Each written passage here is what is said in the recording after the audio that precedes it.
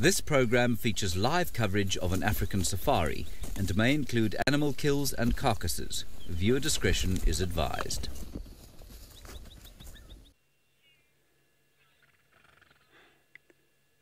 Oh, look at that. I have got a head of wildebeest, and these wildebeest, they're just all under the shade. At the moment, it is very, very hot here in the Djuma, the western side of the Kruger National Park. The temperature is about 38 degrees. A very, very good afternoon, and welcome to the beginning of the afternoon safari. I am Sydney Pumulani Mikosi. I am with Craig, who is my camera operator, and we are going to try by all means to get you see a lot of interesting animals here. My plan this afternoon is quite very easy. I'll be looking for the old Duke. I will be looking for Tingana. I will be heading to where the Tingana has got a kill earlier yesterday, and we also saw it this morning. I will be heading there after this wildebeest. So the wildebeest, they prefer to go under shade when it's too hot because they gather quite a lot of food early in the mornings as they are part of the ruminants. The ruminants are those animals which go out for feeding purposes and gather food when it's too hot like this. They sit down and then eat nicely. They chew some cud. They take back food to the mouth and eat again. So the wildebeest here, they are not alone. I can see their very best friend, the zebras. They are also somewhere here, not very far away from where they are. It's just that they are not at the same spot at the moment, but the gap is less than 40 meters. Wildebeest and zebras, they've got a very interesting relationship. These two, they depend on each other in order to watch out for the predators. Wildebeest, they prefer to use the sense of smell in order to see the predator, whereas zebras has got a good eyesight. And wildebeest don't have a good eyesight, whereas zebras also don't have good sense of smell. And zebras prefers the short grass. Mostly, they prefer the long grass. Mostly, you will see the zebras walking in front with the wildebeest at the back, eating the shorter grass cutted by the zebras in front.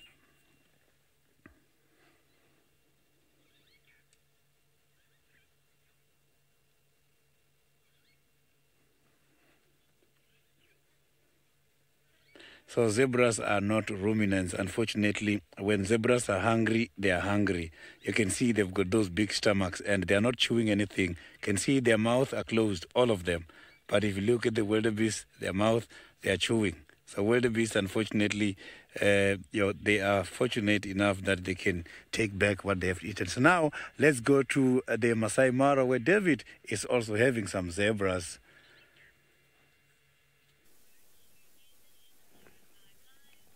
Hello everybody, and a very good afternoon to everyone, and welcome to our sunset drive all the way from the Mara Triangle in Kenya. Sydney earlier was talking about zebras, and I thought I'm going to show you 1, 2, 3 many wildebeest, 1, 2, 3 many.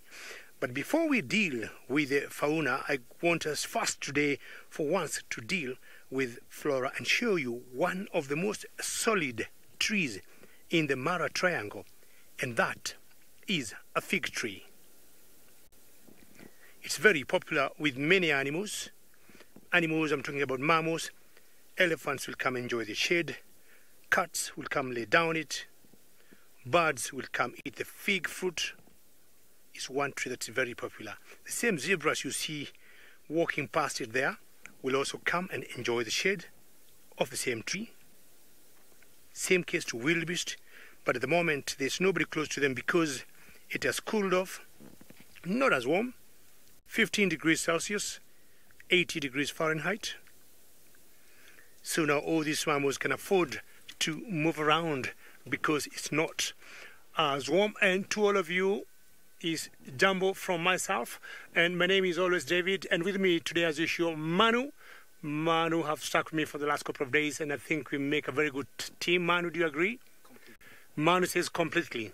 I'll be showing you later that something has been chewing for the last few days, and I'll be talking about it later. Remember, all right, thank you, Em. And this is a very interactive safari. And your questions, any comments you may have, please send it over as usual, #SafariLive. And you can keep following us on the YouTube chat stream.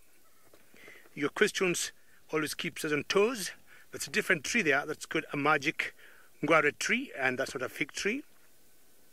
Migration is still on in Kenya and mostly in the Mara Triangle. So we're not surprised to see 1, 2, 3 many zebras, 1, 2, 3 many wildebeest. By the time all these animals live here, the grass you see will be very short. This is the beauty of the Mara Triangle. Open spaces. Comparing to Juma in South Africa, you can see very big open plains. The Mara Triangle apparently neighbors another national park in a country south of Kenya called Tanzania, and that national park is called Serengeti. And Serengeti translates to endless plains. So my only visual pollution from where I am now, it is that mountain you see there, or that escarpment there, and that escarpment is called Olololo. So when I said me and Manu are in the Mara Triangle, I've always liked to remind the people what Mara Triangle means. It is one side of a triangle, is that escarpment you just saw there, that's called the Olololo. Anybody who saw the movie Out of Africa, it featured very prominently there. And then the other side of the triangle is the boundary between Kenya and Tanzania, which is left of that escarpment. And then the other arm of the triangle is the Mara River, where all these wildebeest, most of them, will try and cross from one side to the other. So when you say Mara Triangle, that's exactly what you're saying. It's time to move, and sometimes they'll go one way. After about an hour, they might go the reverse, or the same direction they came from.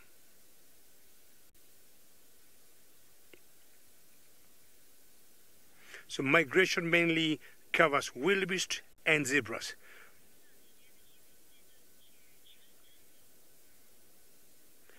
But once in a while also, we'll see other animals tagging along, like elands, or topis, or the small antelopes called Thompson gazelles.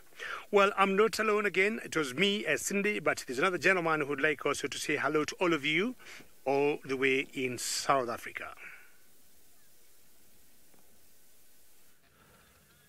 Indeed, there is, David. I'm very happy to say hello to everybody. I'm back from a leave. It's been an epic one, and it's always good to get back to work, especially when there's a carcass that's dangling in a tree, because that means one thing and one thing only, and that's a leopard, which is always a good way to start. Now, my name is Tristan. On camera, I've got Sebastian, which is wonderful to have, because Seb has been also on leave, and so both of us arrived back today. We drove in together, which was very nice.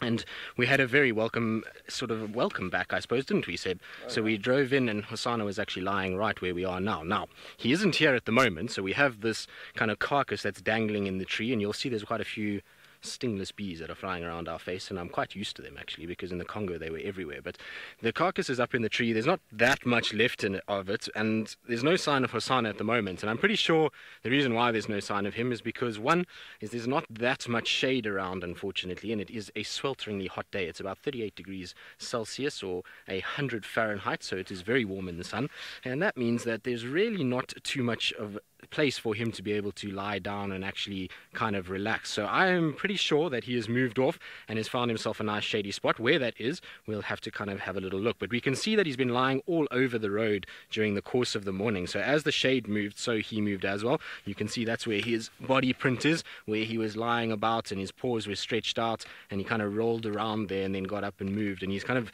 moved all the way along the road and has moved across, by the looks of things, across the road. So I have a pretty good sort of knowledge that he's at the tent. That's where I think he's going to be. So we're going to try and worm our way towards the tent shortly and try and see if we can actually find him there. The thing is, though, is that he will come back to this carcass by the sort of, I would imagine, around sunset, as it starts to get a little bit cooler. So it's going to be much better for him to be able to be in that tree and actually start to kind of feed off that carcass. There really isn't that much left, and so I'm pretty sure that he'll be finished with it by the end of this evening, and probably tomorrow morning will still be somewhere close by, maybe at one of the water points where he'll go and kind of quench his thirst. So I'm sure he's not too far away, so we're going to try and just do a little bit of a drive around and see. I want to just double check if his tracks go in that direction. I see that where he dragged this carcass from was kind of towards the tent. Now, I believe you're a lot of you are welcoming Seb and myself back. It's very nice to be back, isn't it, Sebastian? There we go. Sebastian and I were saying it's not the worst way to get back to work in the Sabi Sands and actually have a bit of time to spend out here. So both of us are very happy to be here. We both had very, very good leaves. Seb spent some time at home with his family, got to spend a lot of time with his daughter, which is always good. Said he went into Kruger for a night, he went to a concert, all kinds of things with Seb, so you had a busy leave. And well, I had quite an epic adventure, which I'm sure we'll get into as the days go on. Now, Hosana could be anywhere here. There's a lot of like a drainage line section where there's lots of trees where you can get into and lie down, but I know that he likes lying in the shade of the tent. It's the best shade that there is because it's completely unbroken in terms of, you know, it's not like a tree where there's a few little hot spots that will come through the leaves and those kind of things. The shade has got at the tent is a complete solid piece, and so much easier for him to be able to lie there. So I'm pretty sure that's where he's ended up. I don't see any sign of him under any of the trees close by here, which we would have spotted by now, so I'm thinking that's where he's gone. Wouldn't surprise me at all, actually. Like I say, we know he's spent quite some time in that particular area. Come on, Hosana, where are you? It's good to be looking for leopards again. As much as the rainforest of sort of West Central Africa is great, looking for leopards in the savannas of South Africa is probably the best thing. Oh, there he is. He's at the tent. So we've been able to find him now, which is exactly where we thought he'd be. So, Byron, there are quite a few. Now, we're going to try and just reposition ourselves here because Hosana's lying on the other side of the tent, but if we go around the tent, it will be better. But how many leopards there are here at Djuma? Well, it's difficult to know exactly how many there are at any one time, given that, you know, there is quite a fluid movement between a lot of them. The males and females obviously move around quite a bit, and there are a few faces that we don't really know that sometimes show up and show signs of being in the area. And so, you know, sometimes we've got to kind of, you know, take that into account. But the leopards that we see mostly, Hosana, who's the young male that we're going to see now. Then you've got Tingana, who's his dad and the big dominant male in this area. Then we've got, you're right there for now, Seb. So he's right in the shade of the tent as we thought he would be, because it's the perfect spot to go and lie down. So there he is there. Now, it's not a problem because there's really nobody around that's using the tent at the moment, so he's welcome to stay there at this stage. So we have Hosana, Tingana, we have Hukamuri, who's another big male leopard that does come in from time to time and has been here in the last week, which has been quite interesting. Apparently he chased Hosana, which is very interesting, and I'm glad Hosana hasn't run away and that he's decided to carry on staying in this particular area. But you can see it's the perfect spot if you're a hot cat. You can even see his kill from here. It's absolutely wonderful if you are Hosana and you found yourself in this position. And then if we look at females, we have Shidulu, that comes in from the west every now and then. We have Kuchava down in the south. We have Tandi and Kalamba. We have this unknown female that's been mating with Tingana, who I would imagine doesn't spend much time here, but because of being an estrus and following a male, she might have just come in and maybe has been hanging around a little bit more than we actually sort of know. And that's really about it in terms of the leopards that we see regularly. So it's quite a few, and there's always a possibility of a lot more that are on the fringes. So we know that Quarantine, Subuyi, Tiani, many different other leopards that are right on the fringes of Djuma that could also one day into these areas as well. So I would say in total, if we really kind of pushed it, we could probably see close to 16, 17, maybe even 18 leopards on Djuma if we counted each individual. But for the most part, at the moment, we're seeing kind of 4 that are regulars, which is Hosana, Tandi, Tlalamba, and Tingana. Those are kind of most seen leopards that we see a lot of the time. He is one hot cat, and I can sympathize with him a little bit because it is very, very warm today. And like I was saying, you can see the shade that he's in is absolutely perfect. It is completely covering him, and so he can lie down in that area and really kind of get as much shade as possible. There's also a little breeze that will funnel through there, so you'll be able to stay as cool as possible as he goes about it. Hello, Hosana. Nice to see you again. Strange, you wouldn't think that you'd miss a wild animal, but over the course of the last 3 weeks, even though I've been seeing a lot of amazing things and been to incredible places, you do kind of miss these cats, and it's so good to be back with him and to see that he's still hanging around and that he is still being successful in catching various meals, and I believe he's had a really good run of things in the last 2 weeks. He's been catching quite a lot, so it's nice to see that he's back. Are you going to just find a better spot to lie down, boy? All right, well, Seb, I think if we go forward a little bit, we're going to actually have a better view completely, and we won't have all of that stuff in the way. Right, now while I kind of reposition ourselves and try and get into a better spot, let's send you back across to David in the Mara and see if he's still with the zebras.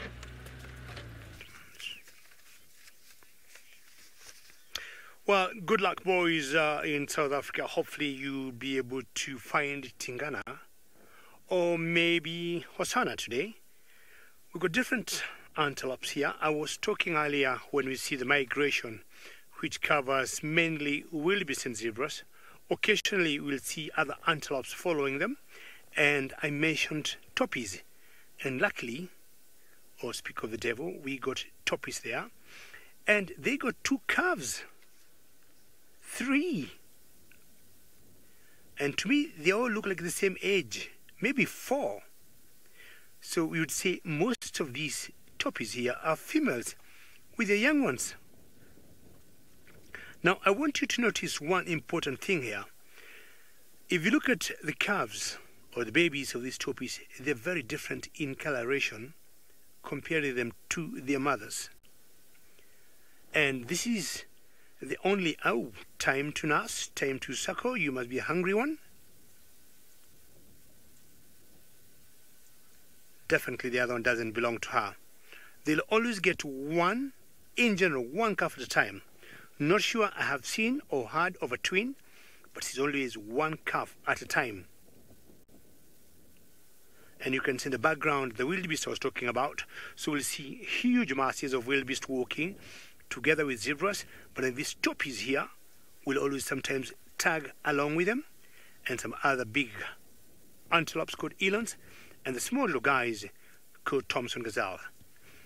This calf here must be very hungry. I'm not sure the mother is very, oops, don't use your horns against your own calf. It's not right. You see very different coloration from the mother. Calendar, we got about 5-6 main antelopes of the Mara, and depending on what you describe an antelope to be, buffaloes, for example, as much as they're big, huge herbivores, we have always described them also as antelopes. Then we got the Grant's gazelle, 2. We got the Thompson gazelles, 3. We got elands, 4. We got toppies, 5. And we also got the hartebeest, or what we call the Congoni. If you also want to put the waterbacks in there, then you may have 7. Lots of antelopes we have in the Mara. So the toppies that you see on the foreground there, Calendar, they are very similar to what you'd call the sesebe. Sesebe are like cousins of the toppies, but we do not have sesebes here. You'll see them south of Kenya and more so in South Africa. The color is a little bit different. The sesebes look a little bit darker. And apart from difference in color, the behavior, gestation period, lifespan, and all that is basically the same. So I would say the toppies have like a dropping or a breeding season. If we're in August, toppies, your females must have conceived sometimes late in December or early in January to have these babies around this time. So late December or early January is when this, I would guess these toppies might have conceived to have these calves around this time. Well, I have always heard of some cats that will also toppy, and let's find out an example of that cat now.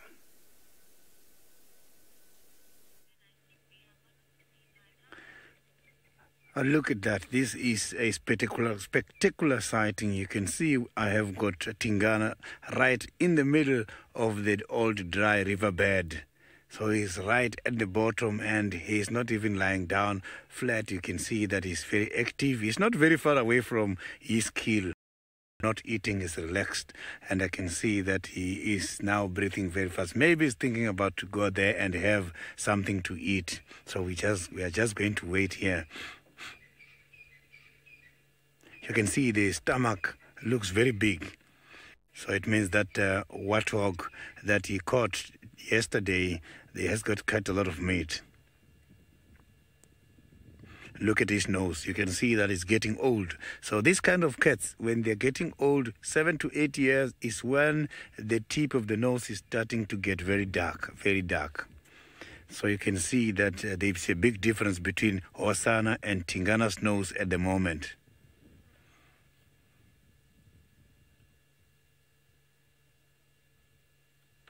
So the warthogs are one of those animals which can weigh up to 40 to 75 kilograms. Rosen, it is true, the cats are very much lazy during the day, specifically when the sun is too hot. As I indicated earlier, today the temperature is 38 degrees. So 38 degrees is not good for the cats. Their activities are very much restricted during these kind of hot temperatures.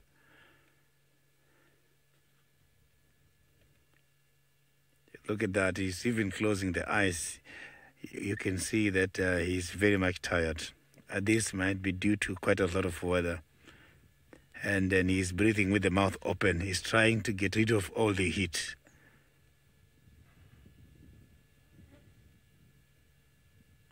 So this animal is even experiencing this weather under trees.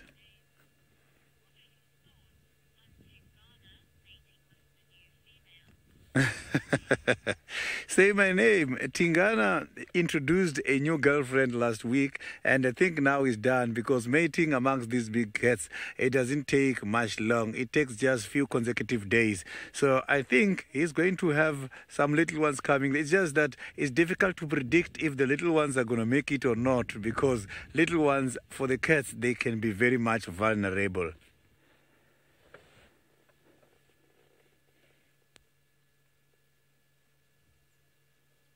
It's good that he managed to catch something shortly after mating activities, because when these cats are going for mating activities, sometimes they don't even eat at all because they don't want to expose their females to the other males in the area. So they just concentrate on mating and drinking water.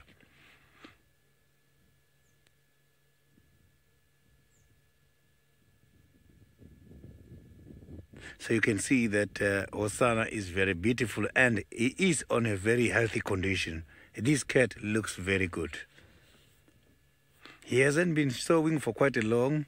Maybe he was sowing too much in order to convince that female that he is a very strong male and he's got much strength. But now that he's done with the girlfriend, he's not sowing anymore. He's just quiet these days.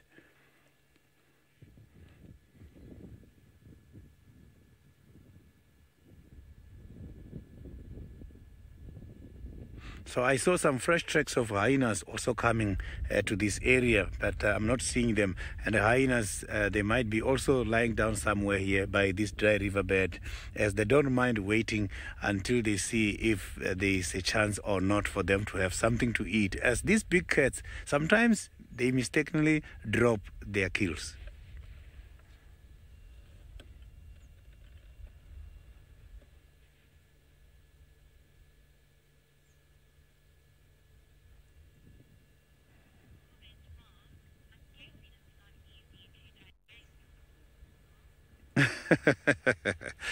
Mark, that is very true. The warthog has got a very hard meat, and the skin for the warthog as well is very, very much hard. I can't wait to see Tingana going back and in order to eat that warthog, so that we can see how is he getting rid of that very thick skin. The outer layers of the warthog is very much hard. So the warthogs are part of those animals called the pachyderms. Pachyderms is consisted of the warthogs, the elephants, as well as the hippopotamus. Is those animals, as well as the rhinos, is those animals that has got a very, very thick skin. So the thick-skinned animals can be very difficult to eat. So I can't wait to see Hosana eating one of the pachyderms.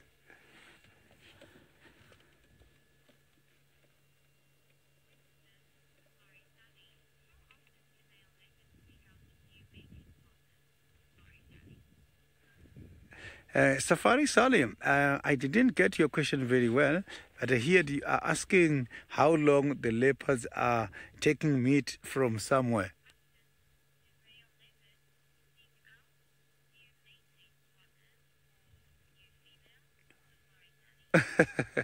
Safari Sally, the males are always very active to address the mating activities whenever the females are ready for mating.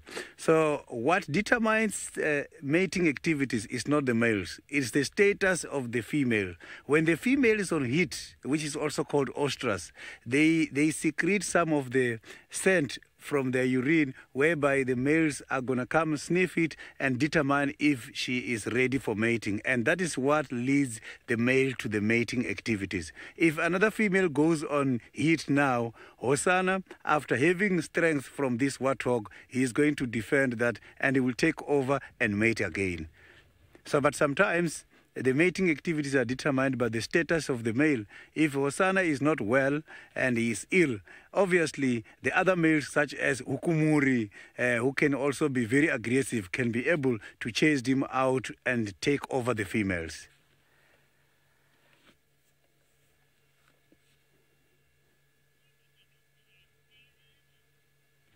So now let's go back to the Masai Mara and see what David is having at the moment. I'm sure David already located something. Very well done, Sydney, for having found the Duke of Juma. I will never forget Tingana, especially because of his magnificent dewlap. Now, talking of the migration, not all the wildebeest will make it. The migration has its own challenges, and a few animals, I would say maybe some percentage of all the wildebeest don't make it round trip. This one could have been brought down by either cats of any kind, be they leopards or lions, but just see what is still remaining. We are watching a sea of wildebeest. Isn't that magnificent? Big credit to Manu, who is magical when he touches the camera. How amazing is that? All the trees you see in the background, we call them torchwood trees, which are very iconic of the Masai Mara. It's always good. You can visit the Mara any time of the year, but I think during the migration is one of the best time to come and patronize this game reserve. As I said earlier, because the temperatures have gone down now, they can afford to eat.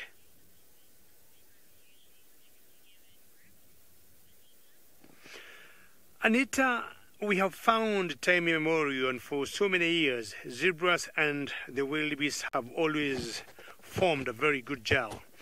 And we think at night the zebras tend to see better, and during the day the wildebeest, we think. And that way they complement each other in terms of safety. So since we've started seeing migration of wildebeest, like I would say 100 or like as many years, Anita, wildebeest and zebras have always tagged along together. You look in this group, there are not as many zebras, and most of what you can see here are wildebeest, but there'll be scattered zebras 1, 2, 3 here. But the bigger number are the wildebeest. So when they talk of about, say, 1 point something million of wildebeest, we'll also have about 600, 700,000 zebras moving together with them during the migration. So the fig tree there, and you can see it's not as solid as the other one. And what happens, I was showing you earlier some carcass below this tree, and these carcasses are always cleaned either by hyenas or vultures, like what you see up there. And this is what is called an African white-backed vulture. Nothing goes to waste in the game reserves. Once the cats bring down the herbivores, hyenas will clean the mess that is left behind. Vultures will also do the same. But look in the background there. Not sure, we have some storm way back there. And earlier we got some thunderstorms. And I was telling Manu we might have a storm later in the day. But look at that wall of rain. And that one, it is in Serengeti. Serengeti is a national park neighboring the Mara Triangle in Tanzania. Not sure that storm or wall of rain will be coming towards where we are. Only time will tell.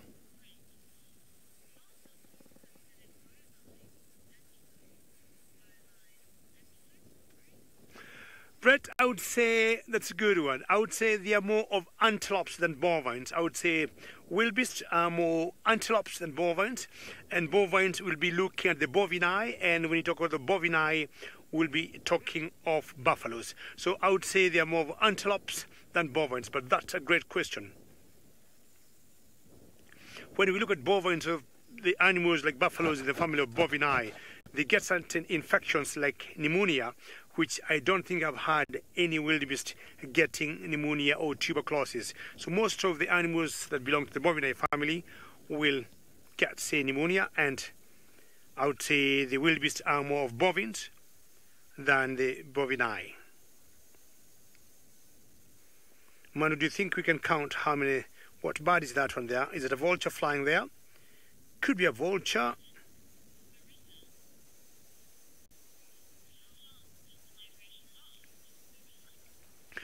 Marissa, migration doesn't have a set time. It doesn't start anywhere. It doesn't end anywhere. It doesn't have a particular time. Movement, Melissa, of all those animals you see there. To me, I would say the migration only pauses for 2 weeks, and that's when all these females, which most of them are pregnant, they're dropping the young ones. And they tend to give birth in a country called Tanzania, and they do that in the month of February. And so it's either the first week or the second week of February, and they bring down about, in that 2 weeks, 500,000 to about 600,000 babies in 2 weeks. So that's the only time I would say this migration of these animals press the stop button and then they start moving up again towards Kenya. So we got so many vultures around here flying. Not always, but sometimes when you see them flying, it's always an indication that there could be some carcass of some kind. And it's a fresh carcass, then chances are it could be, the cats could not be very far from there. So what we're going to do, we're going to reposition ourselves and move to the direction that we can see the vultures from a distance and find out why they are there and what they're doing. So this area has so many rocks, we have to move very slowly. Key to keep going.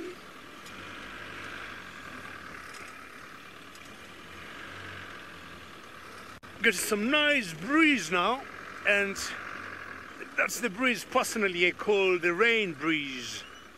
Rain breeze. So let's see whether I can get a different angle and point out those vultures to you. Man, hold on. It's good road, but a bit rocky too. So my big plans today is to look for the sausage tree pride. They tend to hang a lot, around this area, and this is one area that's full of wildebeest, I would say full of, animals for them. And one of the females in the sausage tree pride got 2 young calves that I haven't seen. I've been looking for them the last few days. I haven't seen them. What do you think on that tree from here? Okay. It's invested by vultures, and they seem to be looking like flowers on that fig tree there. Sorry, man, there. And you notice different sky from what we showed you earlier that was covered with a wall of rain. All those are vultures. They are our garbage collectors in our offices or in the savannah here. Sometimes they're just, grouped together because the species here is the African white-backed vulture. But more often than not, when you see them flocking together, there's always an indication there could be a kill somewhere or a fresh carcass, meaning the killers will not be very far away from there. We've got 7 different types of vultures in Kenya, but these ones are the most common and most frequent that we'll see around. As you're gonna search in this area and see if we could be lucky to find out if there are any cats here. Sydney has a confirmed one, and he'll show us the Duke again.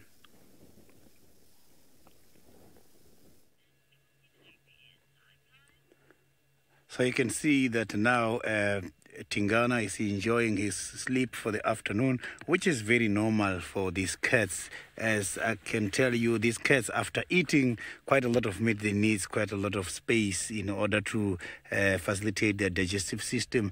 You mustn't forget that this is an interactive activity. You can follow us on Twitter, hashtag SafariLive. You can also follow us on YouTube chat stream.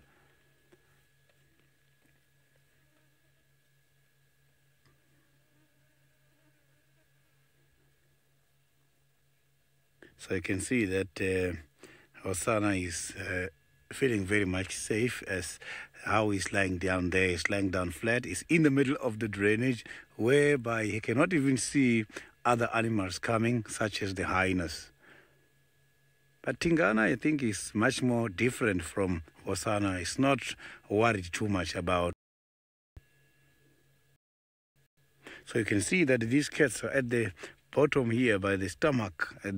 The spots, they are much more bright, and this bright white helps them in order to reflect the heat. On top, we can see it's different, so it's much more brown. So the brown color absorbs, whereas the white color at the bottom by the bellies, they can help them in order to get rid of the heat when it's too hot.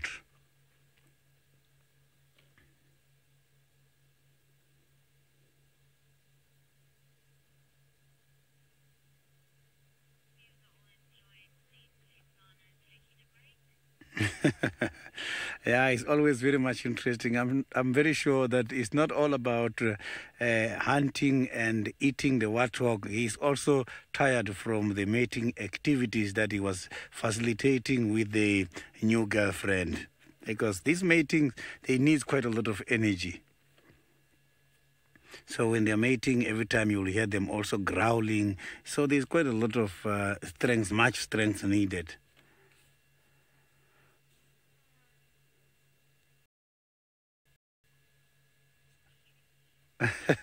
This cat is breathing so fast because the temperature is too much and the bellies are also very full. You can see that when he is inhaling and exhaling in there because the stomach is very full. So that's why this animal must have to be.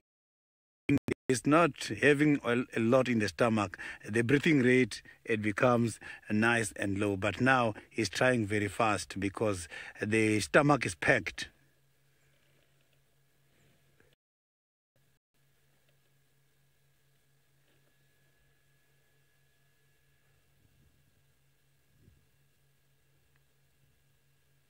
So the first droppings this cat is going to excrete here is going to be very much dark due to quite a lot of red meat and blood from this warthog. So, but now, oh, yeah, the Duke is now up. Let's see what he's thinking. Oh, he's just changing the side.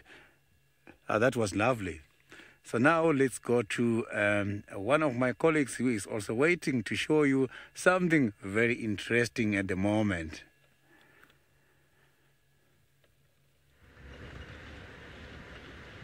Well, Sydney, I hope so. At this stage, we are just bumbling about with not too much interesting to show you right now, but hopefully in time. Just moved into a very difficult position, and given where he was, we decided we'll come back later. When it gets a bit cooler, I'm sure he's going to go back to that carcass and hopefully go and feed on it. And so what I decided was that we would head up towards Gari Gate. There was a report that the Avoca males were on a kill up that side, but it's actually an old sort of sighting. It was a sighting from early September that somebody, I think, posted today, and so there's no sign of them up there. What there is a sign of, though, is a herd of buffalo coming down, and so it'll be quite nice to catch up with them. I actually thoroughly enjoyed spending some time with their brethren up in the forests of Congo, so we spent a lot of time with buffalo up there. Very different to these guys that we see down here. Very different look about them. They have a much more kind of reddish coat, much smaller animals as well. They probably, I would say, the big adult males are probably around the size of a sort of 5-6-year-old buffalo, 4-5-6-year-old buffalo, female, so they're not big at all. They top weight, I think, is only about 320 kilos, which is what, close to 700 pounds, whereas, you know, the ones that we get here can be much closer towards sort of 1,600 pounds. So they're a lot smaller, but it's quite amazing there. So what happens is that you find them, they spread out all the way through the forest, and in the forest itself you hardly see them. They just kind of see signs of them, but very difficult to spot. They're quite shy and flighty. Particularly that area is so new to conservation that they really haven't had time to kind of get used to people yet, and so they're quite nervous in that area. But in certain places, particularly where the camps are, they're on these areas called bays. Now a bay is a saline, so it's a place where there's water and a lot of minerals that is easy to be able to get. But hang on, sorry, it looks like wild doggy tracks. I just want to check these quickly. I don't know when the dogs were last seen, but there's definitely tracks for the wild dogs here on the road. But they don't look too fresh, so they're kind of coming down from this right hand side, Sev. I don't think you'll be able to see them. Let me just go back a little bit.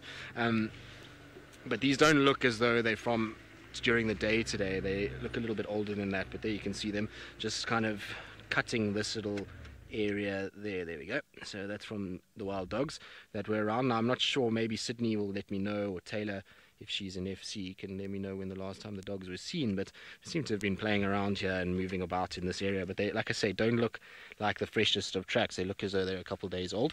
So I'm pretty sure these dogs are probably long gone.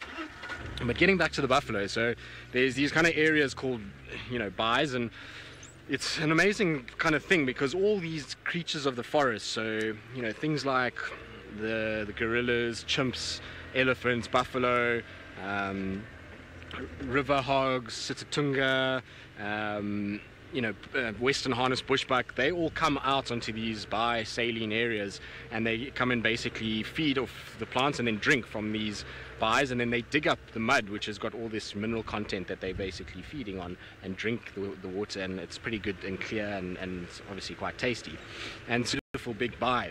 And so you go down into the bay and you go and sit actually in the waters, and the waters probably, I would say, so you'll find that in the afternoons, particularly at the one camp that we stayed at called Lango, there's this about knee deep, so if you sit in it, it comes up to about your chest, and you sit there, and the buffalo actually come down and they come and they drink probably, I would say, maybe 20-30 meters away from you, sometimes even closer. We had one particular group that crossed about 10 meters from us.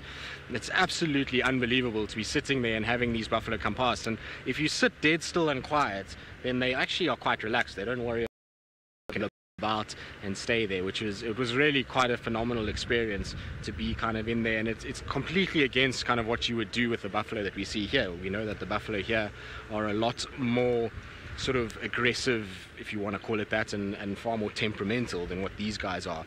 In saying that though, it kind of got lured into a false sense of security because we kind of stayed very close to the camp. I surmise that those buffalo there, much like many of the other animals that we see here, like bushbuck and those kind of things that hang around the camp, is that they've got fairly used to people on foot, and so they're not too bad in that particular area, and it's almost like they expect to see people around the camp and stuff, and so they were quite relaxed. But what the guys told me though, that the eco guards, which is basically the anti-poaching unit of that area, is that pretty much those poor guys, one of them is killed at least one every year by those forest buffalo. So even though they are not as temperamental as what our buffalo are, they're actually a lot nicer than what these are. So it'll be nice to catch up with these guys again, just kind of reinforce how much bigger they really are in comparison to, to those guys up north. But they're a beautiful, beautiful animal. And what was also interesting with them is that no one buffalo was the same. They all were different. So Francis, I'm pretty sure many of you would want to know how I felt seeing the gorillas. Well, what I can tell you about it is that it's unlike anything that you can really think of. So, I mean, I obviously have a lot of friends that have seen the gorillas and have spent a lot of time with them, and, they tell you about it, and I've chatted to Brent about it, and it's very, very, very different to what you actually expect. And also with the Western Lowland gorillas, it's a very different environment to where most people go and view gorillas. So most people will go to Rwanda, Uganda, maybe into the Democratic Republic of Congo, the DRC, and they'll go and see the mountain gorillas or the Eastern Lowlands. Both of those are the bigger species within the gorilla kind of grouping. And they tend to occur on these mountain slopes where it's much easier to get to them, and generally the forest area is not as thick as where these these western lowlands hang out. These western lowlands hang around in these incredible big thick plantations or forests, and there's basically in these forest areas there's a plant that grows there that's from the wild ginger family called Marantaceae. And so this Marantaceae grows in these basic groves, which can range anywhere from sort of hip high to way over your head. I mean, some of the stuff we walk through, you can't see really the sun at all. And so it's very difficult to actually see the gorillas. But the first morning we went out tracking them, we kind of went out and we got very, very lucky. The group that had gone before us in the previous week, they had taken them about 6 hours to track down this particular group of gorillas. There's 2 groups that they view there, and we kind of drove to an area where they had been seen and got off, and we was prepared to do a long walk, and we did about 15 minutes before we heard the first sounds of them coming. And basically it's quite amazing is that because of how thick it is that you don't actually see them, you hear them before you see them. You kind of get this sound all around you, and these vocalizings, and they beat their chest, and it's a loud drum-like sound. Seb, you've seen the Western Lowlands, haven't you? Yes, yeah. So Seb's also seen them, which is very cool in Gabon. And you get this incredible sound, and then it's kind of eerie because all you see is the vegetation moving. It's like something out of Jurassic Park. You see the vegetation moving, and then there's just a brief glimpse of this dark shape that moves through. And eventually, as you kind of get into the right position, so they start to reveal themselves. They climb quite a lot. The Western Lowland gorilla is a very active animal. It climbs a lot, it moves a lot like a chimpanzee in that it's up and down, and they move and cover distance quite quickly, not like the mountain gorillas that kind of get into a place and they're much slower moving animals. And so you see them going up into the trees, and it's pretty insane to kind of watch this whole thing. You know that they're wild animals, but they are so human-like in so many ways. And we see baboons here and we often make that comparison, but they are even more like people, and in fact they are the closest thing to people. They have 98% of the same DNA that we do, and so it's pretty much, it was intriguing to watch these kind of family units and the way they go about things. And what I will tell you as well is that the silverbacks are as intimidating as you can imagine. Now don't run, Diker. So there goes the Diker that's just running off. Sorry, Seb, don't worry about that. What we can get though is there was a Koran here, or a black-bellied bustard. I can't see which one. It's just hiding behind a tree at the moment. So Seb, that fallen stump there to the right where there's the bush, little thicket of that fallen stump, you'll see a little head that's just behind there. If you go in straight onto that tree, just to the right a little bit for me. Right. All right, there we go. You just see it moving in the background. So it looks like a red-crested Koran from here. I think if we maybe go around, Seb, we might get a better view of it. But these guys are fairly common, and their camouflage is absolutely amazing because they kind of have this mottled back, and they'll often present their back to you when they've just been disturbed. So if we just go here somewhere, it's a little further than I was hoping for. Okay, there it is. You've got it. So it does look like a red-crested Koran. It can be quite tricky to tell the difference between the two when they're so camouflaged, because the black-bellied bustard and red-crested Koran are quite similar in size and even look, and so you kind of got to see the throat area before you can really 100% confirm it. But it is a red-crested Koran, and you can see what I mean about that camouflage back. They present that to you, and it really is very tricky to see them. They really do blend very, very well. And then what they'll do is they'll kind of walk around and they pick off all kinds of little food items. And then when they're disturbed, they kind of jump out and they open their wings, and there's this jet black stomach and chest area and wing area, and that means that a predator sees that and then will follow that in the air, and they kind of have a labored flying pattern, and then they land again, and all of that gets hidden. And so a predator then looks for black rather than this camouflage coloration and can easily overlook them. So it's a very clever kind of disruptive pattern that they've got. It's called flash coloration, and you find many animals use it, particularly insects. A lot of your locust species have bright wing colors and then are quite camouflaged on the outside. But these guys have the most amazing display flight, which we've seen a few times on SafariLive. They basically make a bit of a noise, and then they fly up into the air, and then they just do this suicidal plummet downwards towards the ground, where they kind of then at the last second open their wings and land, and then it's very, very cool to see. So a nice bird to have, and good to see the different birds again. The forest birds were Not at all like most of the birds that we see here, but we'll get into the birds at some point because that's a whole nother story altogether. Right, the buffalo drank here and have moved off, and so we're going to try and see where they've gone. While we do that, let's send you across to Sydney and probably a very lazy Tingana.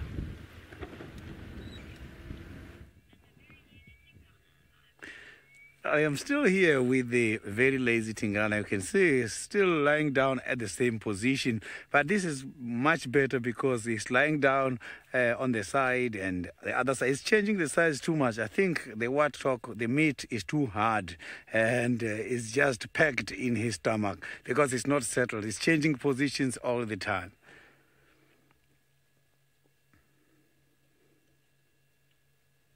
So I hope he's going to wake up here and go up to the tree and carry on eating so that we can see how he's managing to cut those kind of hard pieces of the warthog.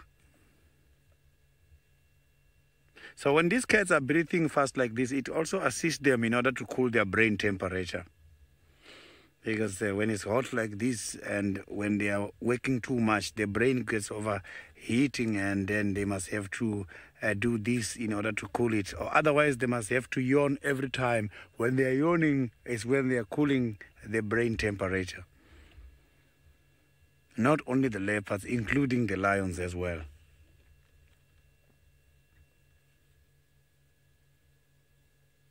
You can see that the ears are concentrating every time. They can swivel these ears around and they can hear a lot.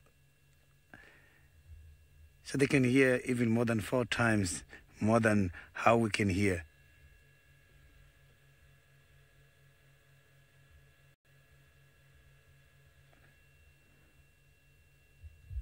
So it seems like he's not going to have a competitor at the moment.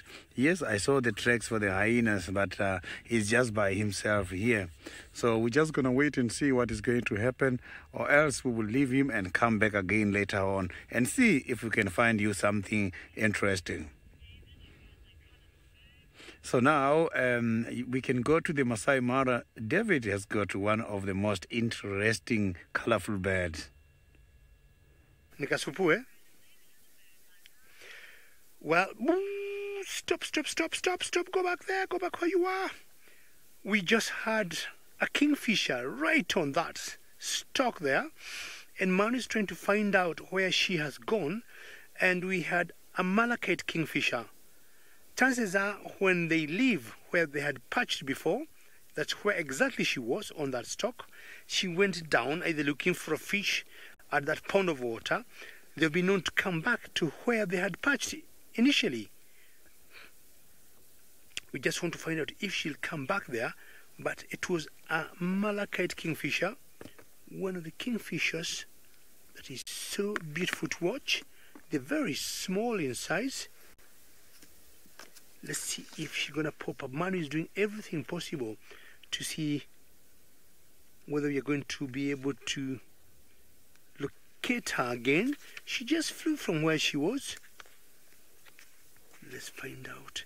It's one of the smallest malachite. We have a smaller one that we call the dwarf kingfisher, but this particular one here was the malachite kingfisher.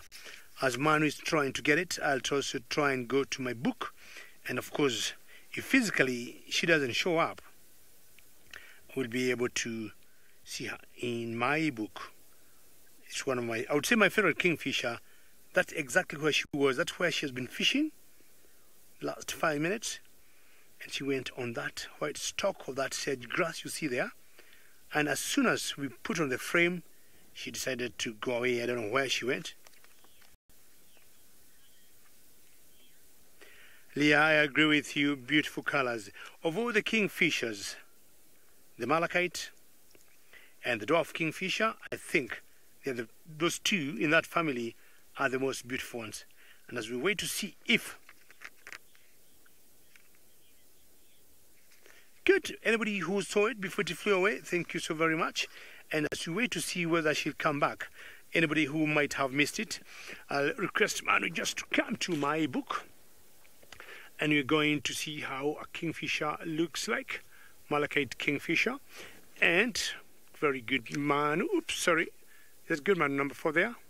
Do you need to do anything else? Oh, that's good. All right, if you look there, number 4, that was what we just saw earlier, and that was the Malachite kingfisher. Look at those colors. Right behind her, if Manuel, you come back to me again, that one there, number 3A, and that one is the dwarf, or the African pygmy kingfisher. African pygmy kingfisher. And the difference between the two, apart from size, the pygmy has a bit of purple on the cheeks there. The pygmy kingfisher has a bit of purple, and the malachite has some nice green or malachite color there on the head.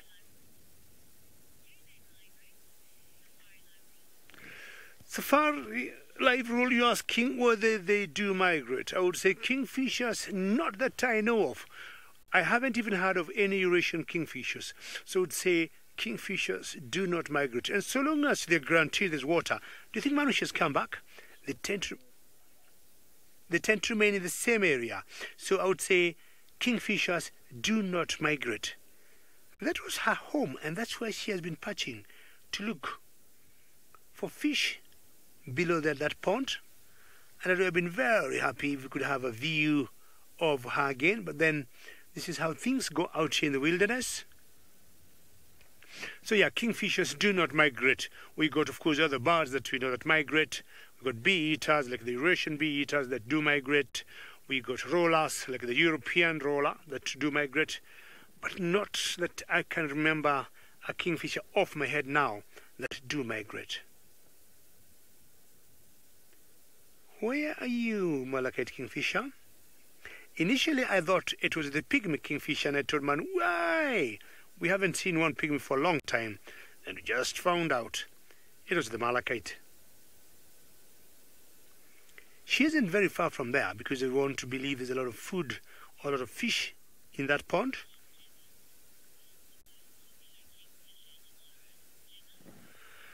Gemma, how are you today? And always very good to hear your name and get a question or a comment from you. We got different types of kingfishers here, and to many people, I would say the most popular kingfisher to many guides, it is the pied kingfisher. Pied kingfisher, people say because of the black and white, and personally I would say yes, apart from the black and white, when you see them fishing, they tend to fly on top of water. And don't worry or wonder why I'm not leaving this spot, because I'm still crossing my fingers that the malachite kingfisher will come back.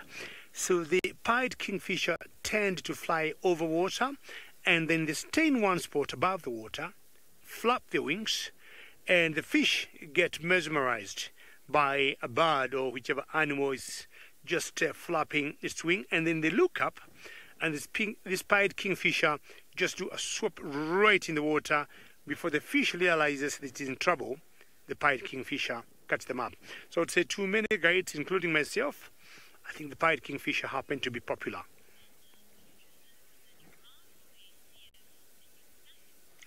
Well, if my pied kingfisher, the malachite kingfisher doesn't come back, I'll take you across to South Africa and find out what animal Tristan got.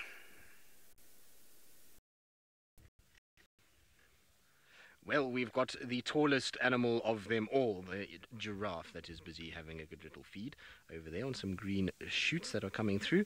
So it's about, I suppose it's probably the only bit of green that's out here. It is still very, very dry in this area, but it is a beautiful example of a male giraffe. He's obviously kind of been hanging around this area most of the day because there's lots and lots of tracks for him going all over the place. I see he's actually got a friend up front in the form of a female that's way, way, way ahead of us down in the distance, which we'll, I suppose, catch up with as we go, because he's kind of plodding his way along slowly before he decided to stop and feed off this little apple leaf that he is busy tucking into. Now, I'm sure warmed up, because warming up generally means that rain starts to kind of come out, and when the rain falls, that means a lot more food for a browsing animal. There's very little browse at the moment for these guys, and so I'm pretty sure they're looking forward to the rains coming and to be able to then start to feed a lot more than what they've been able to this winter. It is still very, very, very difficult conditions for animals, and we talked about the drought of 2016. We've spoken about it many, many times before, and we were saying that, you know, kind of we had a bit of rain and it feels like the drought broke a little bit, but it hasn't really. I mean, it's still in quite a dire state at the moment. There's very little water, and I actually spent a night yesterday with a friend of mine up near Palabora, which is kind of northern sections of the Kruger. And if you think it is dry here, it is even worse there. There's not a single blade of grass anywhere, much like it was in 2016. But there goes our giraffe just ghosting through the thickets. And you can see how well they actually camouflage when they start to move through. But let's just carry on forward. We might get the rest of them up front here.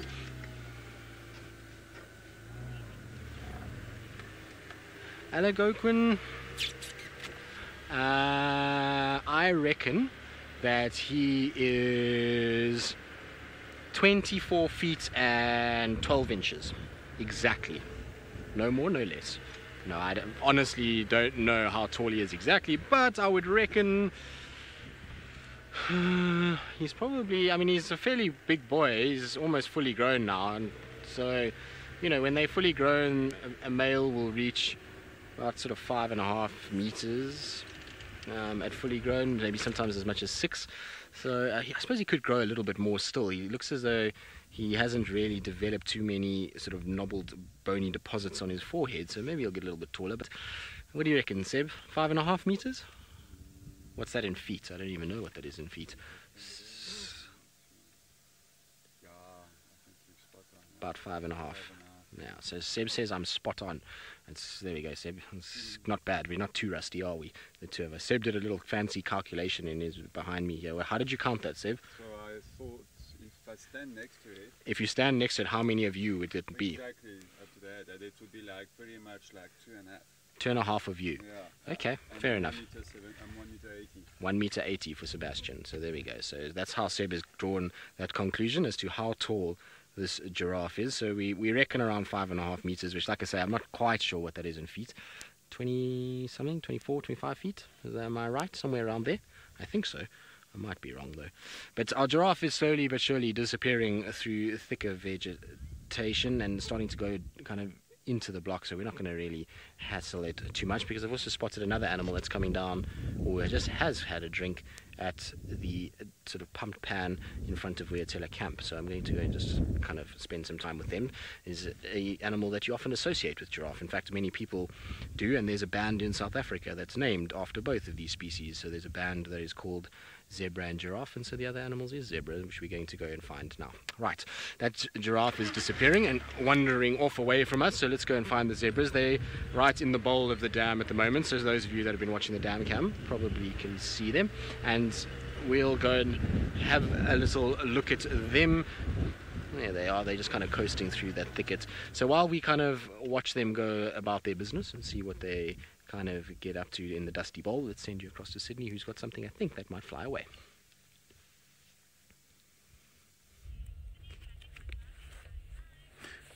I've got two most beautiful long-legged birds here. So the saddle-billed storks. So this is the first time I'm seeing these kind of birds. So I haven't seen them before. These birds are very much beautiful. Look at that. Nice and tall with very long legs.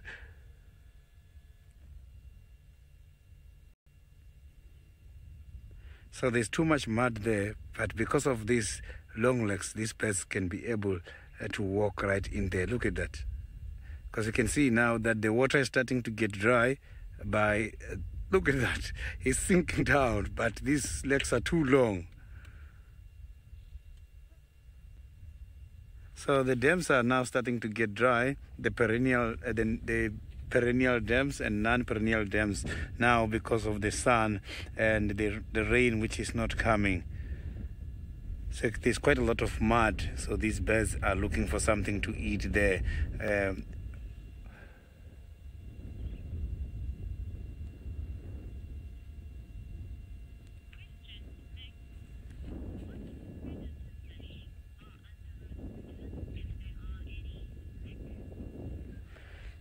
Nick, I'm not too sure what kind of fish are occurring here in this kind of a dam.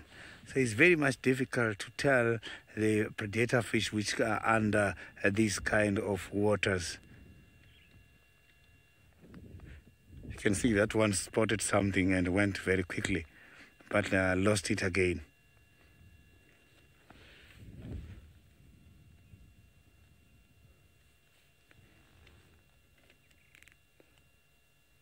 So these are one of the birds which are very much well gifted. It is my first time to see this kind of birds in real life.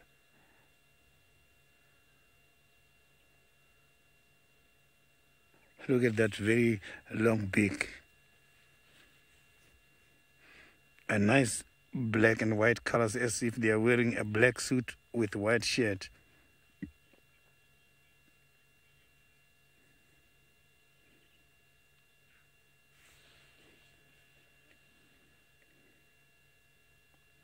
So when the dams are getting dry like this, the fish, they get exposed and they can be able to take them. But some of the fish, they can be able to stuck here in between these muds.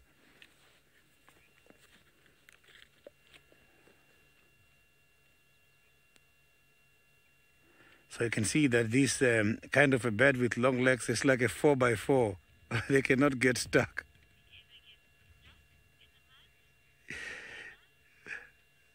So, Chiba, I don't think these kind of birds can easily get stuck. You can see that these legs are well designed. It's like they've got a 4x4.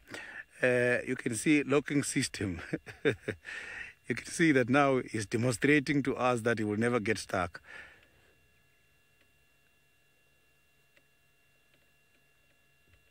Look at that. So all the toes can sink down and the body can still remain on top. You can see now he just excreted some droppings there with quite a lot of white on them, showing quite a lot of uric acid.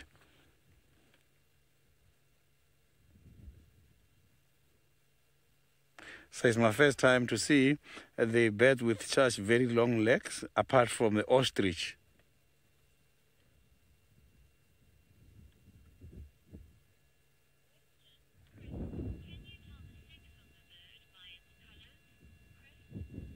Chris, you can tell the sex of the birds from the colors, because some of these birds, during the breeding season, the color of the feathers, they change. For example, we have got the birds such as the ostrich.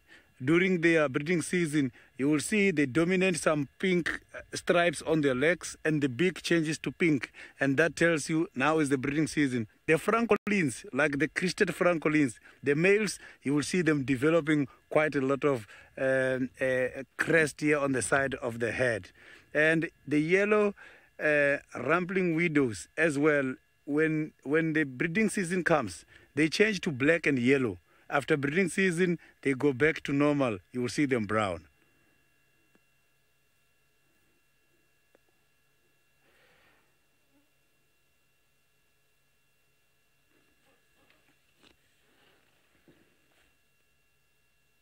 So I'm just going to carry on now and see what we are going to find by Chitwa. So now let's go to David by the Masai Mara and see what he's having at the moment.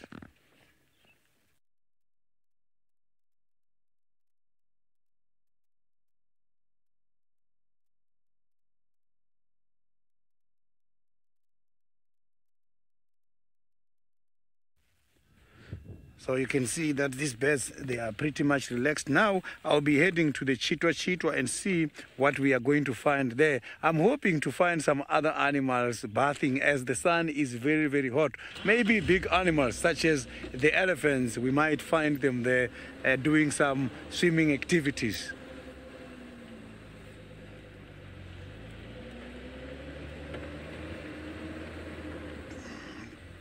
So the elephants, they prefer to swim a lot when the sun is like this and to do the mud wallowing. Last week I saw fresh tracks around Chitwa of a very big head of the buffaloes there. Maybe we might be lucky with the buffaloes there as well.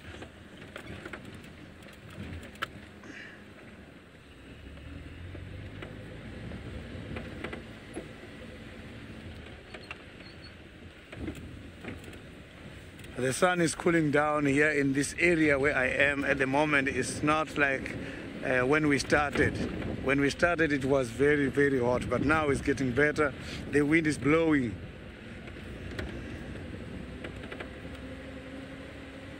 Oh, look at that. This is a very beautiful kudu there. This is a magnificent kudu. You can see that this kudu is now concentrating on some of the leaves from the small trees. Look at that.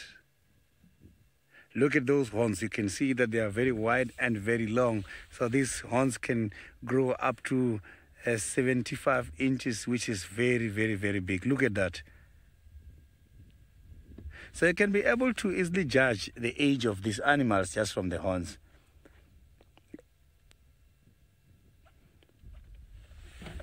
So they can be able to complete the cycle of the spiral horns when they're about 3 to 5 years. Look at the beards as well. It makes it much more beautiful. Look at that animal.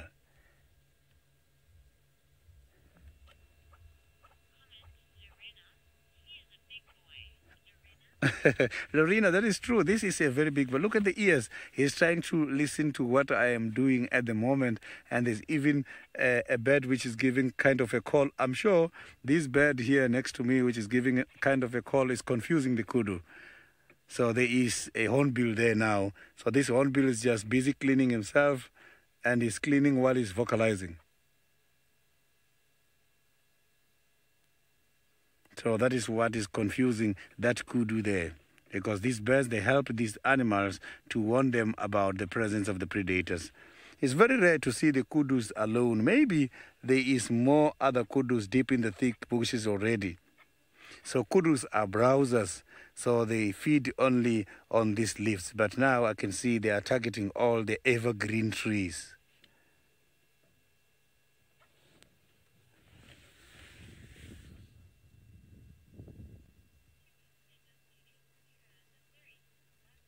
So now let's go back to Tristan, who's got a very, very small buck at the moment.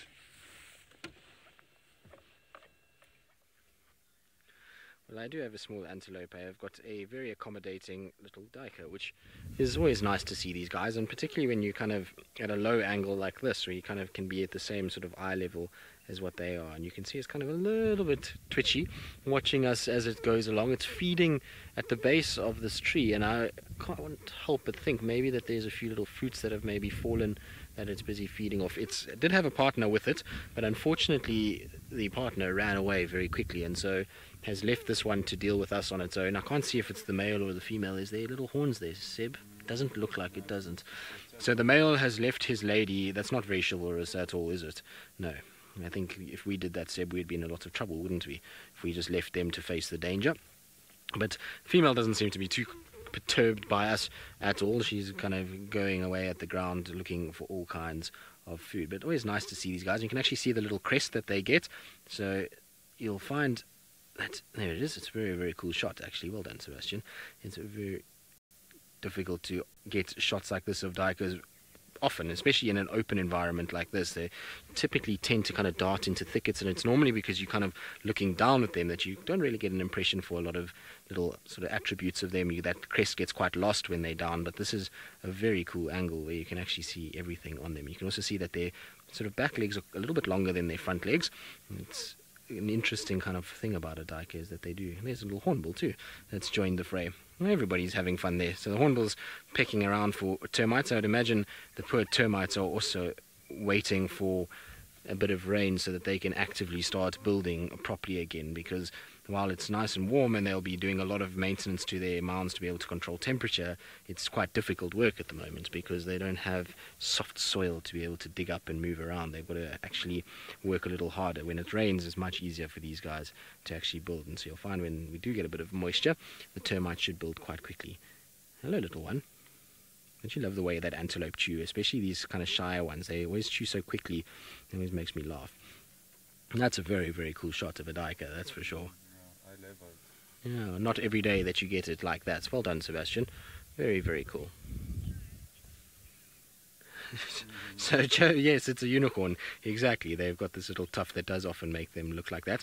I know that the young males will sometimes have these tufts like this to try and almost look a little bit like they've got horns, which stops the bigger males from actually attacking them as much and allows them to actually stay within their sort of mom's natal range for a little bit longer. So they'll sometimes have that tuft. But that's definitely an adult female. The adult male was with her just now, but like I say, he bolted away at the sight of us.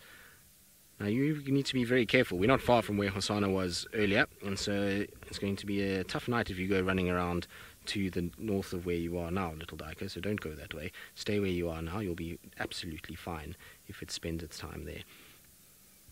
But you can see very twitchy. The wind has just kicked up a little bit. Sydney was sort of commenting on the wind just now, and in the last, I'd say maybe about half an hour, it's really started to kind of blow a little bit harder, and there's a few gusts that are coming through, and as it gusts, you can see that Diker gets a little bit more nervous. So every time there's a bit of a gust, it kind of then looks up at us, and it will get a lot more twitchy about what's going on. I wonder if it's not feeding off the jackalberry fruits that have maybe fallen. You'll find some of these animals do that.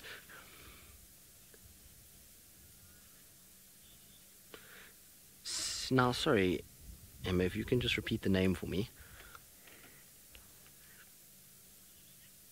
Shishik. Do you get duikers in the Mara?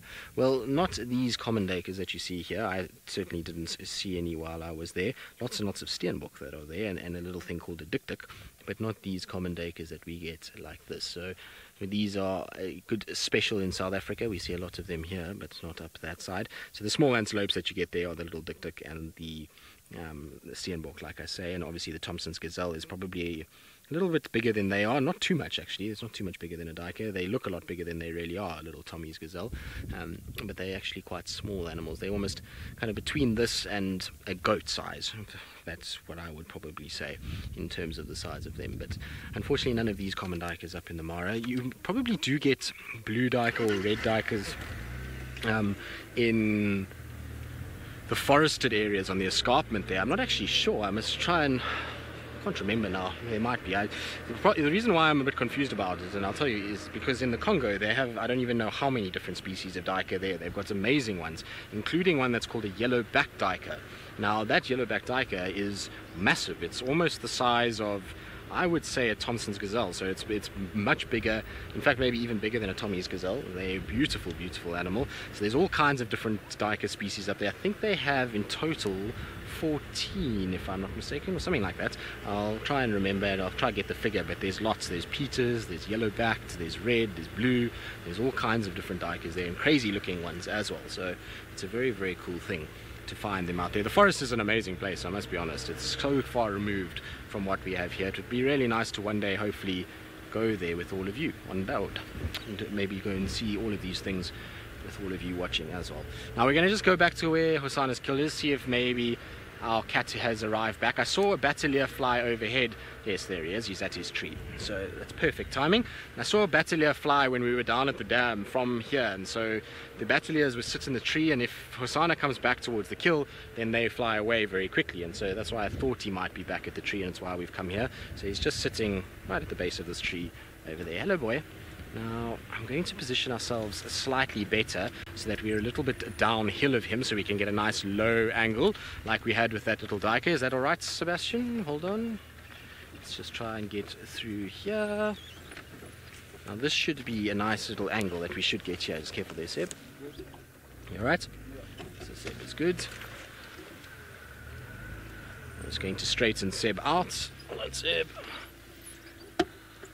Is that low now? There we go. So that's perfect, apparently. We've done a good job. But there he is, panting away as ever. He does look a lot bulkier than when I left. Maybe it's just because I haven't seen him for a while, but his shoulders and his neck area are really kind of getting quite large, and he's looking as healthy as ever. So it's really good that he's kind of getting as many meals as he is, and finding the food that he needs to survive. So, Laurie... difficult to say. It does look like he's a little bit bulkier. I obviously haven't seen him stand yet, so I would be quite keen to see him stand up, but he does look a little bulkier. Seb, what do you think?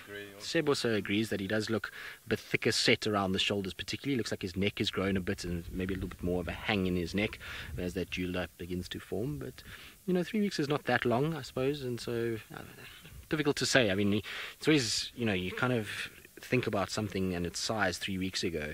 It's always a hard thing to judge, because generally you have an opinion of things, and maybe he looks a little bit bigger, but not too much, I would say. He's a growing boy, and so I'd expect there to be a little bit of a development, but not much.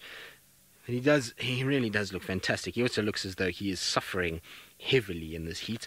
Hosanna, it's not easy to be a fat cat when you have got a 38-degree weather day. So he's going to be very happy to know that this weekend we are set to get cooler weather, and so he'll not have to deal with this hot sun nearly as much as he has over the course of today. It's really, you can see, it takes its toll on these cats. I'm sure Tingana was a very similar picture when Sydney was with him earlier, as he kind of pants away and tries to just cool himself down and try and just kind of use that vapor that's being lifted off his tongue to cool that blood and to try and get that body temperature under control. You know, cats are obviously animals that covered in fur, and so body temperature can be a bit of an issue, and if they don't have water, shade and the ability to pant well, then there is really no chance for them to actually survive in conditions like this. So they're very, very fortunate that they're able to do what they do to be able to survive. I suppose it's part of living out here. But there you can see the bushbuck horns that are sticking out. So it's a male bushbuck that he killed, a rather fair-sized one, and it's probably why he lost it to hyenas. So Taylor was telling me this morning, and then I saw the tracks now of where there was hyena interaction, and he managed to steal some back. So I think what happened is you probably find the hyenas ate quite a lot of this and ate their fill almost, and then he was able to get in and steal it back. There's really not that much left there at all. They've pretty much stripped a lot of it, and he's had a good feeder as well, and so, you know, I don't think it'll last too much longer. Had it been something that he killed last night by himself and the hyenas hadn't got involved, that would have been a kill that he would have struggled to hoist, and would have probably lasted easily, 3 days. It's a bushbuck male is not a small animal at all, but I suspect that this might be the bushbuck male that hung around for a while, and we've been seeing him at the dam quite a bit. So you used to see him on the nest cams when we were doing that, and he was starting to get a little bit skinny, which is to be expected of the antelopes at this time of the year. They do lose a bit of condition as it gets dry, and so I think Hosana has probably taken advantage of that and has decided to kind of take that particular specimen and probably find it was a bit weaker and slower than it normally would be. Right, well, we're going to spend the rest of our afternoon with Hosana, because this is the best thing that I could ever ask for when coming back to work. And so while we do that, let's send you across to Sydney, who's decided to go and check out some of the larger waterholes in this afternoon heat.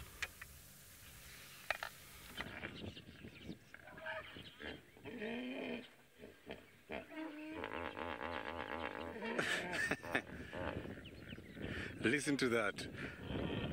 Is that not amazing?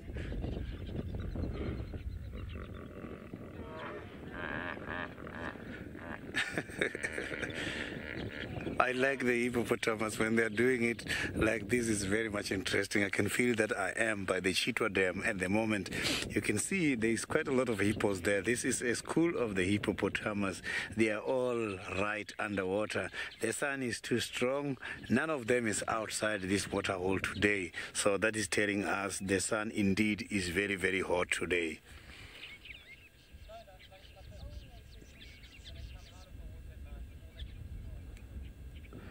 So unfortunately, these animals cannot go for feeding purposes now during the day. When the sun is like this, they experience quite a lot of sunburn. There's quite a very interesting story, old story about the hippopotamus. So these hippopotamus, when they were designed in order to live on land.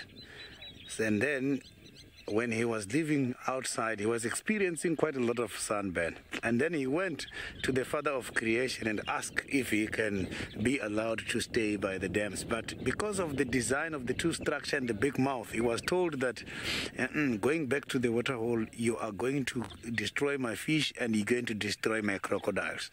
And then the hippopotamus gave a promise that he is not going to eat any of the fish and crocodiles. If you check the hippopotamus, how they demarcate their territories, they defecate and disperse their droppings, make use of their tails, in order to show the Father of Creation that it's only grass. There is no piece of bones here on my droppings. You can see I am loyal and I'm going to remain loyal.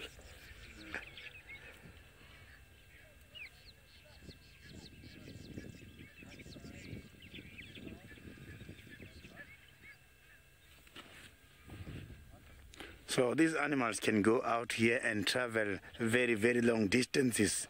Look at that one is dispersing. You can see this is how they show. You can see it's showing that it's only grass, there is no bones. So maybe he was listening to me. So that is how they show that they only eat grass, they don't eat meat.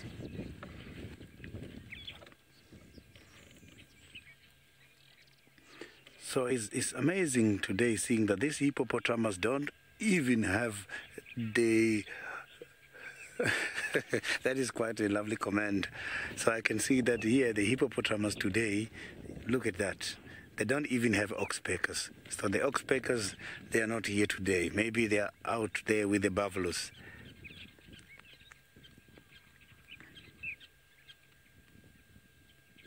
That was a very nice play, seeing them flicking the tails and dispersing the droppings.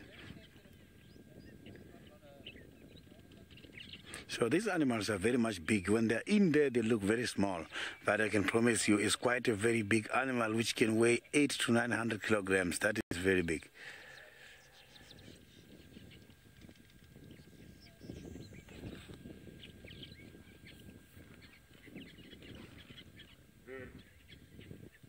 So I thought they were going to call again, but I can see nothing is happening. So these animals can be able to submerge for approximately 6 minutes. They go underwater and then come out after that.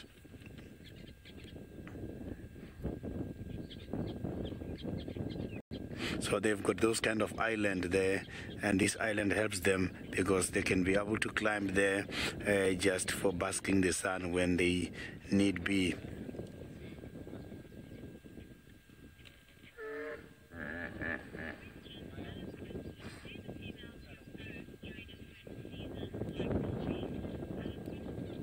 So the hippopotamus, the females, they normally give birth at any time of the year, but mostly these animals prefer to give birth after the first rains because that is when everything is available.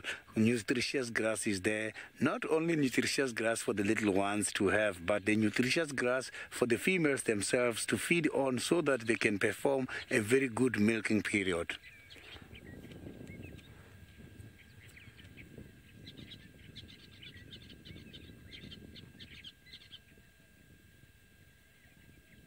So there's quite a lot of little ones there. I can see some of the head, they look very much small. Look at that. So you can see that one is a little one, and that is a female as well. Considering the outer layers of the eyes, which looks pink, it means it's the one who is then nursing those little ones there. So these animals, when they're outside water, they can be very much aggressive. Especially if you come across them between the water, and if you are between them and the water hole, that is when you will have a big problem.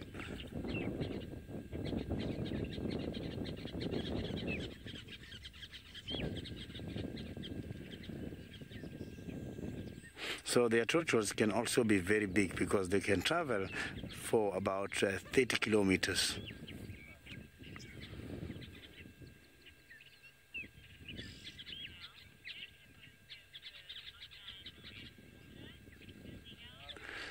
So the hippopotamus, if you look at them, they have got kind of more or less the same kind of behavior as the amphibians. These animals live in water and on land. That is the definition of the amphibians. So hippopotamus, mostly they give birth in water.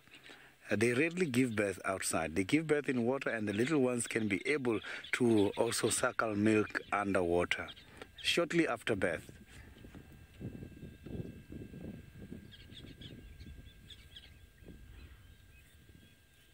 I haven't seen the hippopotamus giving birth, but I know they give birth in water.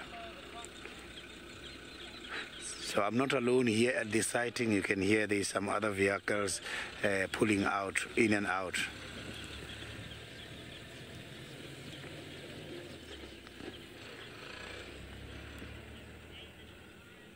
So now let's go back to the Masai Mara and see what David is having at the moment.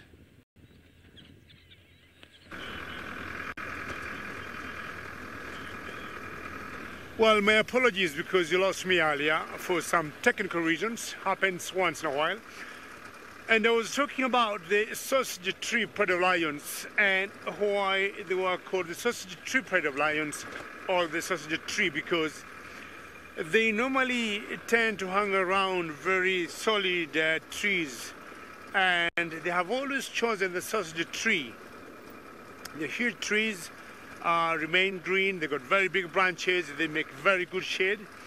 And this particular pride, when it's very hot, they tend to either go on top of that, of the sausage trees, or when they got so many flies around, like during the rainy season and the rain, the flies are becoming a nuisance to them, so they tend to climb on top of the sausage tree. And that's how they ended up with that name of the sausage tree. So every pair of lions has, or we have been able to identify it and give it a name, and this will use different reasons to give them the names. And this particular pride that I'm looking for today that I haven't seen yet, that's how it got its name. As I said earlier, for those maybe who are not watching, they got two tiny cubs, and I haven't seen them as yet. I'd be more than happy to see them today or maybe tomorrow. Lots of wildebeest, lots of zebras where we are, and when we look for the cats, we'll always use factors like availability of food, availability of water, and then we'll always have an idea that, you know, they could be in that particular area. Lions are very territorial. They won't keep changing their homes like cheetahs, especially the females. So we'll always know in a particular area, this is the part that you'll see a particular pride of lions. Just want to wave to my friends as we just pass them, as we head out.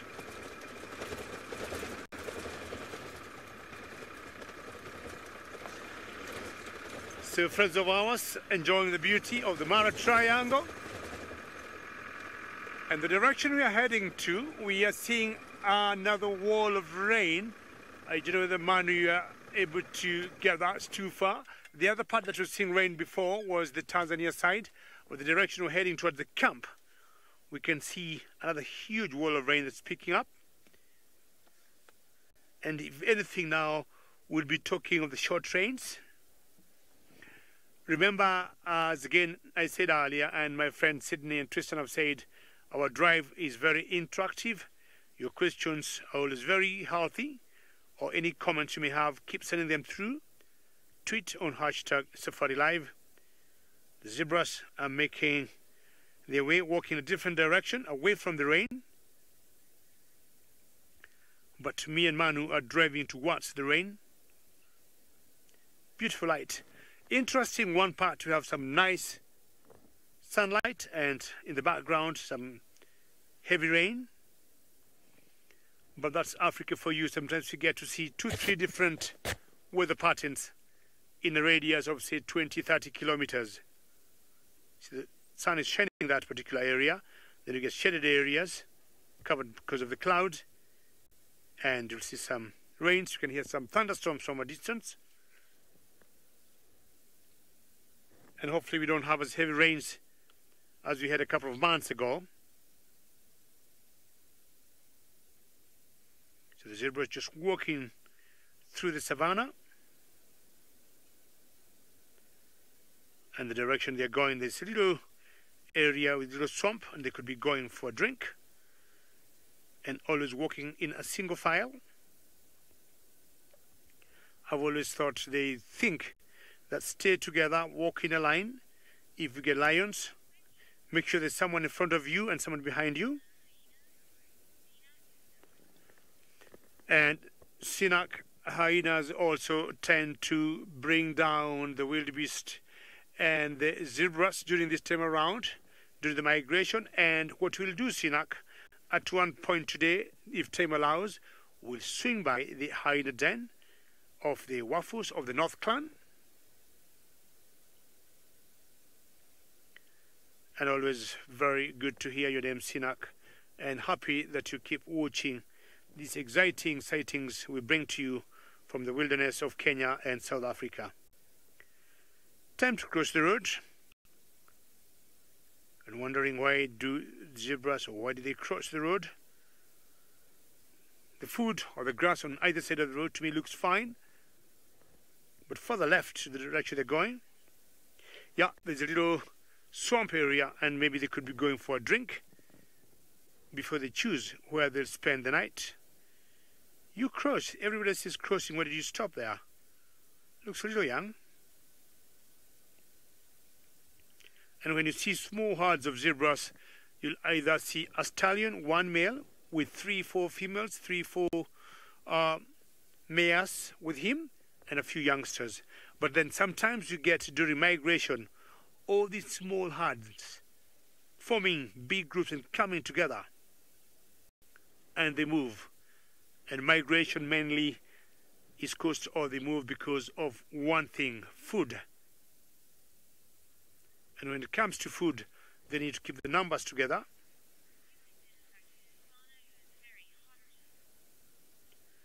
Keep going, zebras, keep going, keep putting the best feet forward. As we move on, searching for my sausage tree pride, let's go across to South Africa for another predator that seems to be suffering from the heat of the day.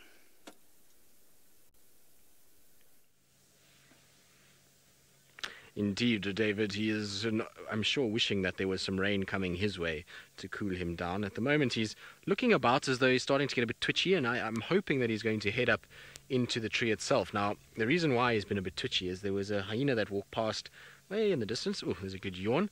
Come on, Hosanna, up you go. If he goes up, the light is going to be beautiful. He's looking longingly up at his carcass, isn't he? Almost wishing that he could transport himself up onto the tree. Hosanna, should we set up a pulley system for you that we can just put you on and just pull you up there? Hey? Yes, I think so. He's looking longingly at his piece of meat at the moment. A ladder, you think? No, a ladder still requires effort. I think he needs a little elevator, a mini elevator that he can push the button with his paw. Dunk, and then he'll just get in and it'll just take him up to the first floor, which is where his bushbuck is. And then if there's a predator that comes along, he can have a second floor option that will go right up to the top of the tree. That's what I think he needs, is we need a little leopard elevator for Hosanna on a hot day so that he can get himself up there. But look at that, isn't that cool? Hello, boy. Are you hungry? You see he's looking at his carcass. I think he's going to go up fairly soon. I think it's cooled down a lot. So since we've been sitting here even, it's really starting to kind of get a lot more manageable in terms of heat. And with hyenas milling about, I think he's probably going to be persuaded to get up there sooner rather than later. So hopefully that hyena, if it does kind of come a little bit closer, that will definitely push Hosanna deeper or up into the tree and will hopefully get him onto this branch. Now there's a branch that's right above him, and I hope that if he does go, he lies on this particular branch, this one right there. There we go, he's up. Let's have a look if he's going to... Oh, look at that light on him. That is quite spectacular. He's a glowing gold color at the moment. Where are you off to, Hosanna? You're going to come lie this side? Let's see what he gets up to. I'm going to just see... He's just sniffing about here, so I wonder if he's not going to lie down somewhere here where there's a bit more shade. He's kind of going, toilet time, that's why.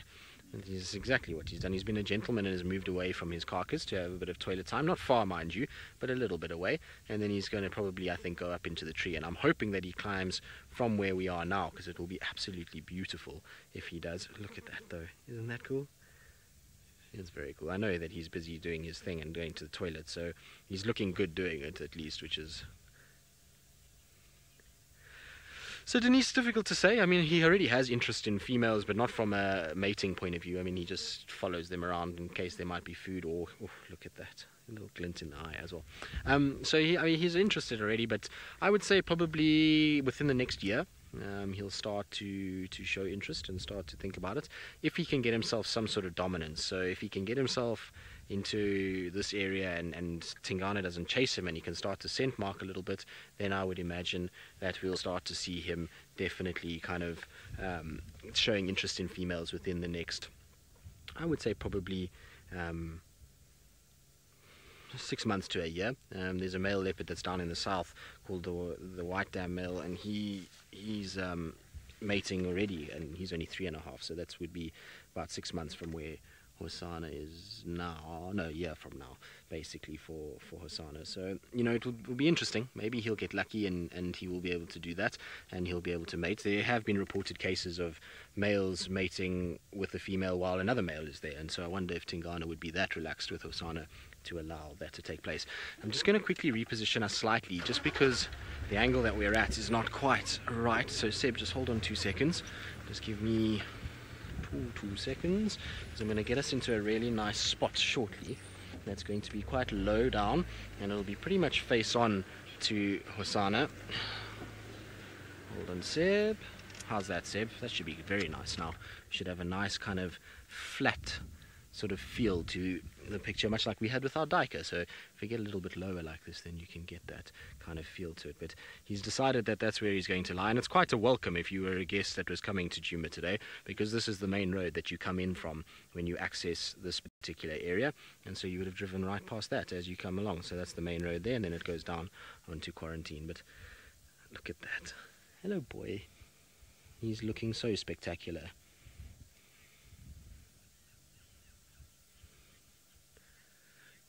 Gerald, because a cat that is in the wild doesn't cover it for the simple reason that it's basically trying to conceal the fact that it is a dominant creature in this particular area. I mean, it's not trying to conceal that fact. So it wants other animals to smell it, particularly males and females that defecate on the roads. They're doing that as a clear sign to everybody else that they are the leopard in the area.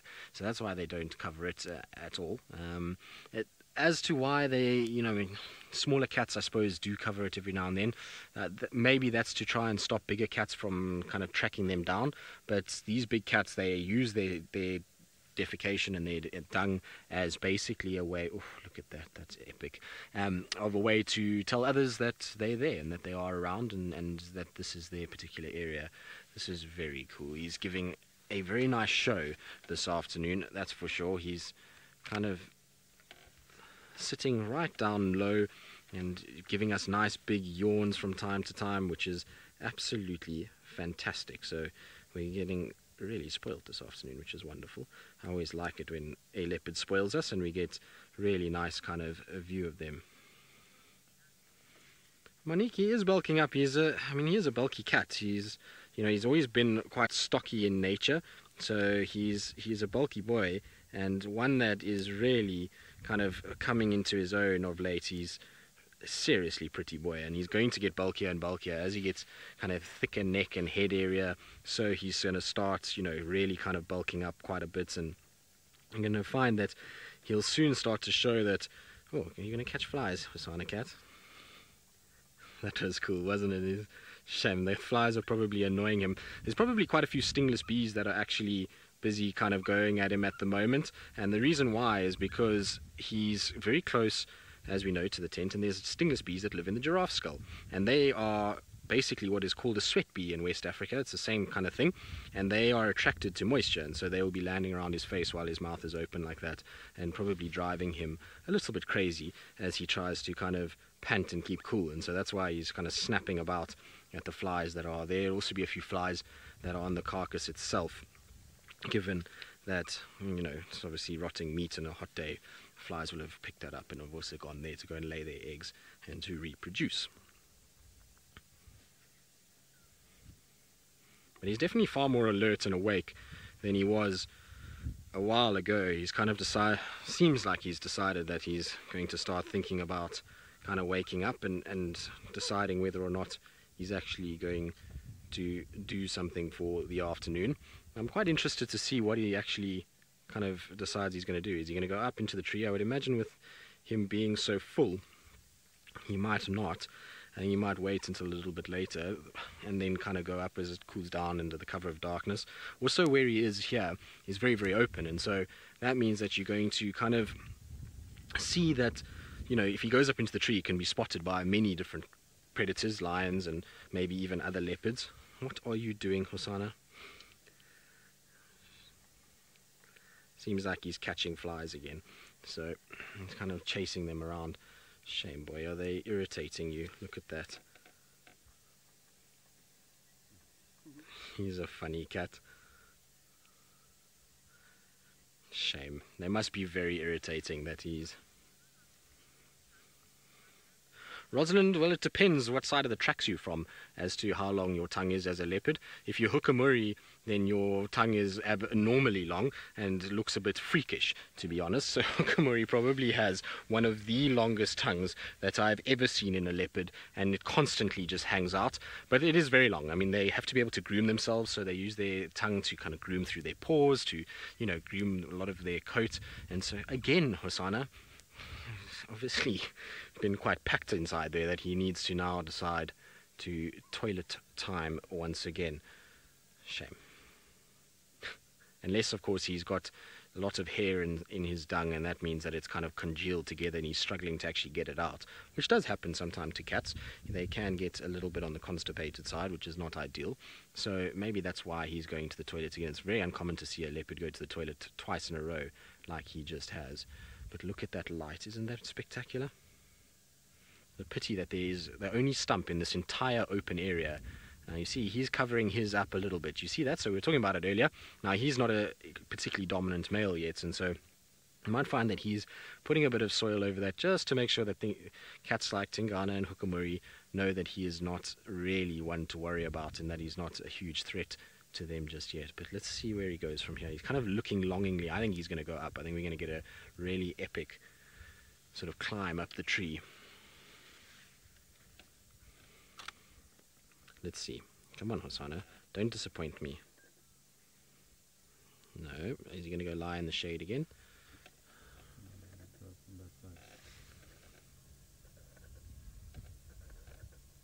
So he's looking. I think he's going to go. There we go. So we got him at least going up. Oh, look at that. That light is spectacular. Now he's sitting on the branch that I was hoping. Now I'm going to just try and move, Seb, so that we get a better view. Hold on. So we should get a really, really nice view from over here. It would help if I was actually in the right gear to be able to get up here. Forgot that I actually have to drive a car again. It was quite nice to be driven around for a few days. And now, look at that. There we go. How's that, Seb? No, don't jump up there. Hosanna. He's going to lie on the other branch, though, which is okay. The one below is the one that we wanted him to lie on, but alas, he's decided he's going to choose the top branch at this stage, and he's going to reposition his kill too. There's really not much there. Now, that kill doesn't look like it's from yesterday to me. I suppose it has been very hot, and that would have dried that carcass out quite a bit, but it almost looks a bit jerky biltong-like at the moment. It looks as though it's been completely kind of fed upon. What's also really interesting with this particular carcass, and generally you don't see this, but Seb, if you come down the tree a little bit for me, just briefly, a little bit further down, so down, down, down, and then go towards that branch that goes off on the left, you'll notice that right there is the dropping for a bird of prey. So a bird of prey tried to scavenge on this carcass while it was up in the tree. Now, that's not something you see every day. Generally, birds of prey don't scavenge from predators' carcasses in a tree, or leopard carcasses. They'll generally try and kind of put it somewhere, well, they'll try and kind of check it out, and then it becomes too difficult for them to get to. But because of that big open branch, I wonder if maybe a vulture or that Bateleur eagle decided to land there and try and have a little peck, especially because Hosanna was not visible very close by, and so there was obviously a bird that was having a little bit of a feed there as well. But well done, Hosanna. You've now put it in a nice spot. And I'm hoping from here he's going to kind of settle down somewhere. I doubt it, though. I think he's going to kind of eat and try and finish it up. But I'm hoping that the effort of moving it means that he's just going to take 5 minutes to settle down and lie on one of these beautiful branches, that we can get this golden light on him as he does it. It would be very, very nice if that is the case. I would be most impressed with you. Right, now, while we wait and see whether or not he does decide to settle down and kind of position himself on one of these perfect branches, or if he decides to feed, let's send you back to David up in the Mara.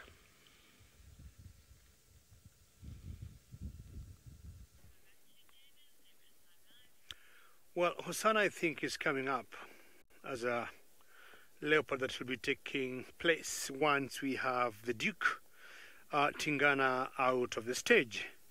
We've seen some of these leopards, as small as they may look, bringing down animals like zebras. And we got what I would call gorgeous light in the Mara Triangle.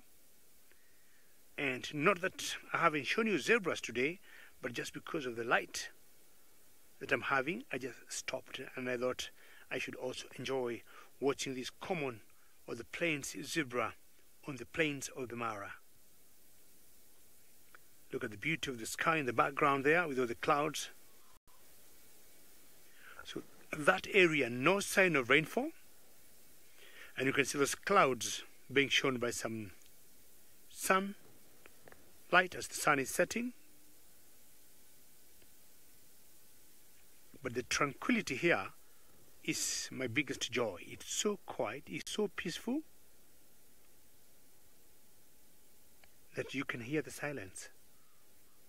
So that particular zebra tends to concentrate on that termite mound, and if you look on the grass there, it's much greener than the grass surrounding that area, simply because the termite mound have made that particular area,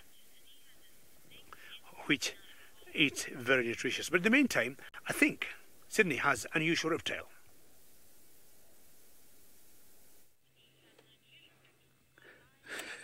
You can see now we are right after the winter season. Now we are getting to summer. The snakes are starting to come out. Look at that. So this is a beautiful snake. I love snakes. And it's very much camouflaged. It looks alike with the soil there, right in the hole. Not too sure what kind of snake is this one, but it looks like a spitting cobra. Look at that. Look at that pupil, the eyes, everything looks beautiful. So the snakes got to wait until the winter season has gone past, because they don't convert a lot of dirt into heat energy. Look at that. This is a beautiful snake. It looks very big.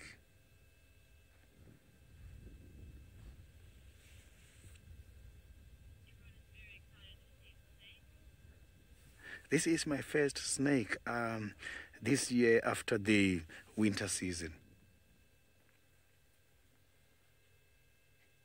So the snakes, they can be able to hear, they can pick up the vibration very well. They cannot hear the airborne sound, but they can pick up the information from the air particles with their tongues in and out using the Jacobson organ, which is an organ on top of the roof of the mouth, and they transfer the information to the brain. And after that, they will know the size of their prey or the size of their predator, and they will determine a distance. So at this stage, I can see that the snake is not even bothered. It's very much relaxed and maybe enjoying the sunset at the moment.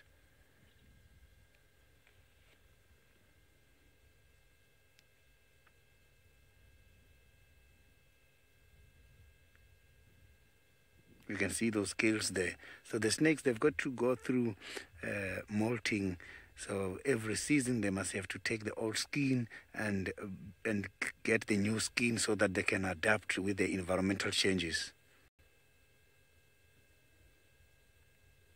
So now that we are after the winter season, it means they're going to have to take off the skin and get the new one. Summer season comes. After summer, they're going to do the same. Some of these snakes are very much venomous, and some of them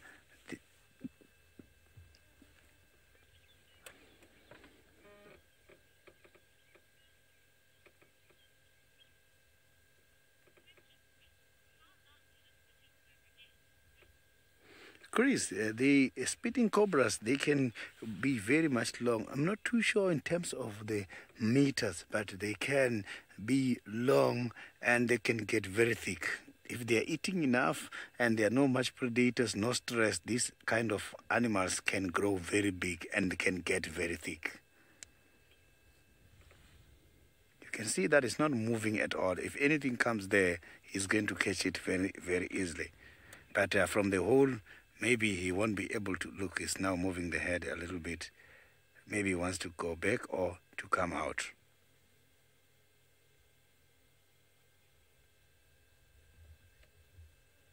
So he's not very far away from the road. If he's staying there, it means he's used to see the vehicles passing by.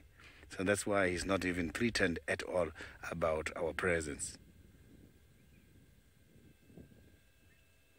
And their way is there's even some of the droppings by some of the holes, the droppings that are coming from the mongoose. So the mongoose as well, they have been using these kind of holes. You can see the evidence of their droppings there. So, but I'm sure now they have abandoned these holes because the snake is there, and snakes can also catch those kind of small predators.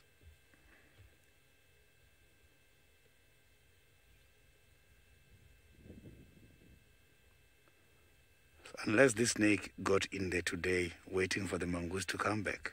But the mongoose, they kill snakes. These snakes just got to be very careful.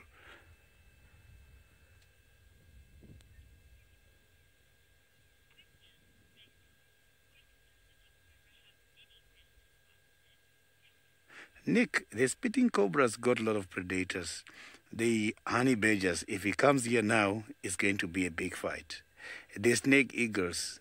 I have once seen a big fight between a snake eagle and a cobra, and this snake eagle caught the cobra and went up into the air with the cobra and throw it to the bottom. When the cobra hits the ground, the eagle comes back and catch it and fly up and leave it, and when it hits the ground, catch it again, just like that. And that was a very successful method of killing that kind of a dangerous snake. So these kind of birds can swallow these snakes, and they can even eat their venom and swallow their venoms. But if the intestines of the snakes has got holes, those kind of birds, they die because the venom then gets into the body. But if they eat when the intestines don't have any holes, is when there won't be any problems. So in other words, the venom can be ingested. Only if it's injected, it can cause a problem. But you can ingest it if you are healthy and if your stomach does not have any holes by the intestines.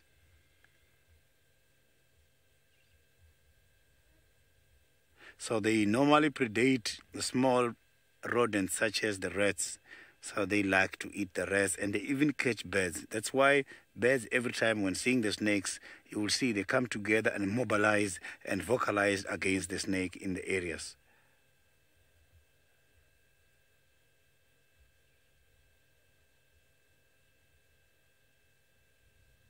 So the eyesight is not that very good compared to their sense of smell. So now let's go back to Hosana while I am slowly making my way back to Tingana.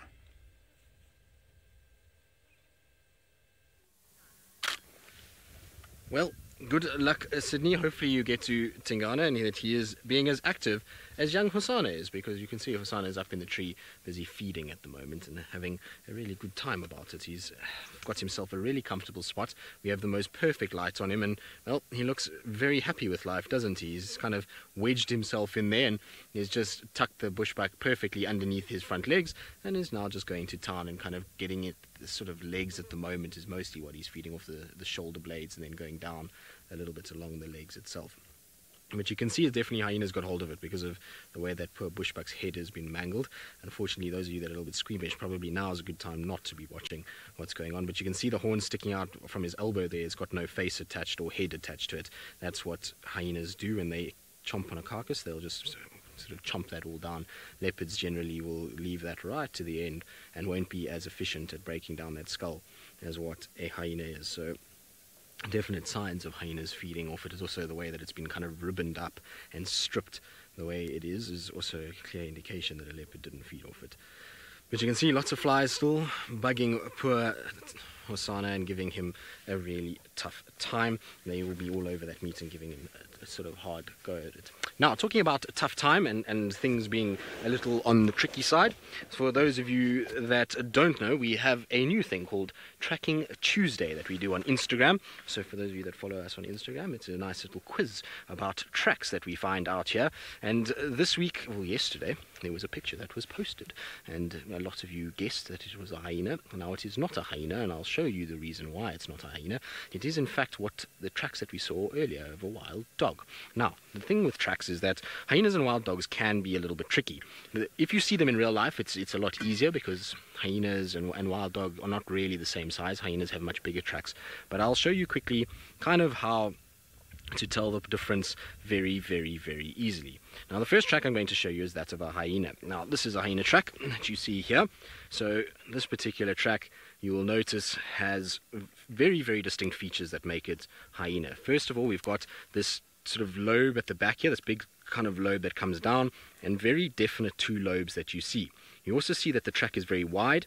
There's big toes here with this little banana shape that you get, and very definite claw marks on the end of that. It's also a very big track. You can see by the size of the pen how large that track is. A wild dog track in comparison doesn't quite look like that. Now, I've got to try and find the wild dog picture, so just give me 2 seconds while I find that particular track, because I have a picture of a wild dog track very, very close by, and I just need to find it quickly to show all of you what it looks like. Of course, now that I'm looking for it, I won't find it. I know that it is here somewhere. Give me 2 seconds. There we go. So, Matt Lulling, you say this is very, very interesting. It is very interesting, isn't it? It's always learning how to track is a very difficult thing and can take a little bit of time to kind of learn. So I'm trying to find the track now to show all of you what it looks like, but I'm struggling to actually find it. Now, there we go. Okay, so this is not the exact track that we posted on Instagram, but it gives you an idea. Now, if you have a look at these, the first thing you'll notice, compared to that hyena track we saw earlier, is just how much more triangular the shape is. All right, so it's a much longer track that you see on a wild dog.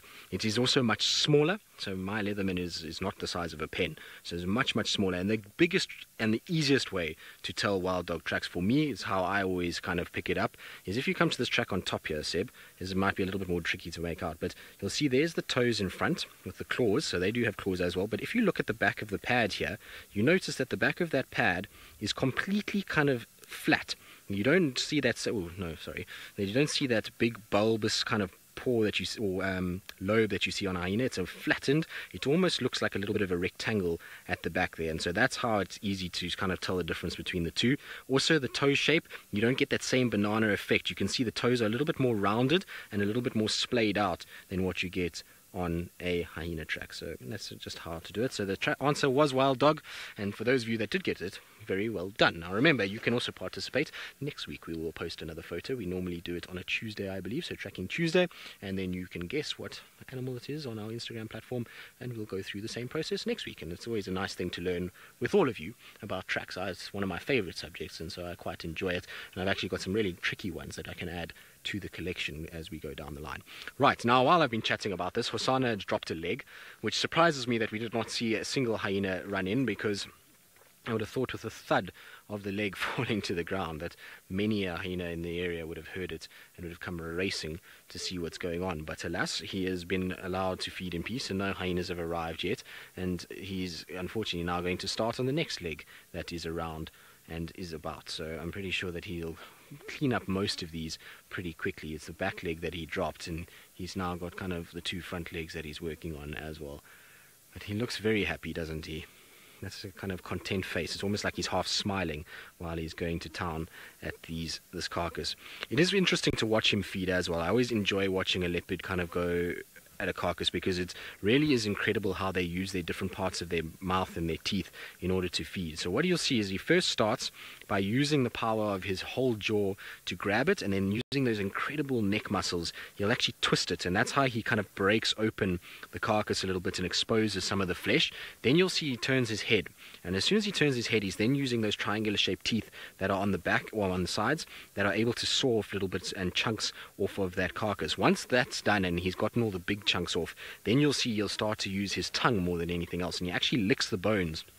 And that rough tongue will get all those little fine bits of meat off, and he almost just strips it off like sandpaper would. It's really a very efficient technique that he's got, and so that's how he kind of goes through the feeding process. If this carcass was still whole, you would find he would have used his little front teeth between his canines first, and those would have been to pluck the carcass and get rid of all the hair, and then he'll start to do what he's doing here and open it out, and then start to use those carnassials on the side of his mouth. So pretty interesting to watch leopards, or cats in general, feed. It's an amazing how they almost do it with surgical precision as they go through this. I can promise you now, if you had to try and kind of strip away meat the way that they do, it would be a very, very tough thing to be able to get it as clean as what they can when they're really kind of doing it properly. So he's learned the technique very well. Obviously, a lot of it is instinct, and seems to be able to feed pretty well. One thing that Hosanna is good at is eating, and that's what's been shown over the last few months since his return. He really has made it very, very kind of clear that he likes a good meal, does little Hosanna, who is not so little anymore. Right, now, from one predator that is sitting feeding in a tree, being quite active, let's send you back across to Sydney with another predator that is doing its best to not be seen.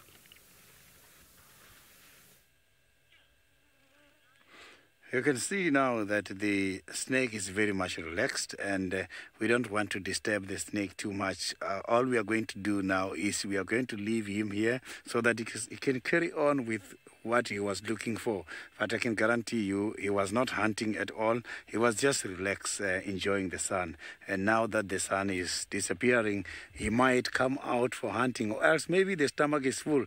Who knows? We're not too sure. So I'm just going to now leave and go back to Tingana so that we can see how Tingana is going to again eat his last meal from the warthog.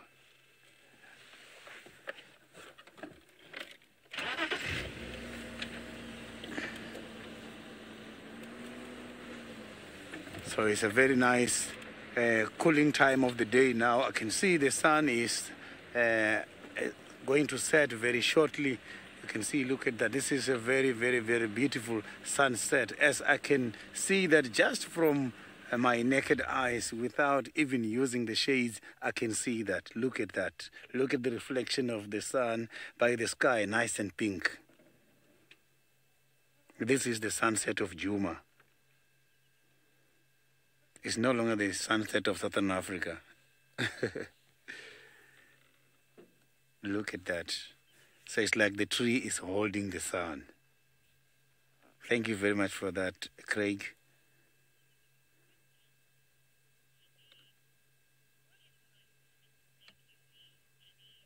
Janine, I am still very new here in Djuma, and this is my first snake here. So the common snakes that are seen here, they are cobras and mambas.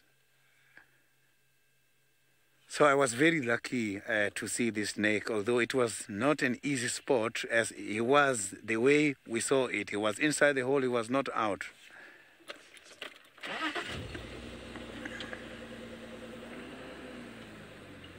So now let's go back to Tingana.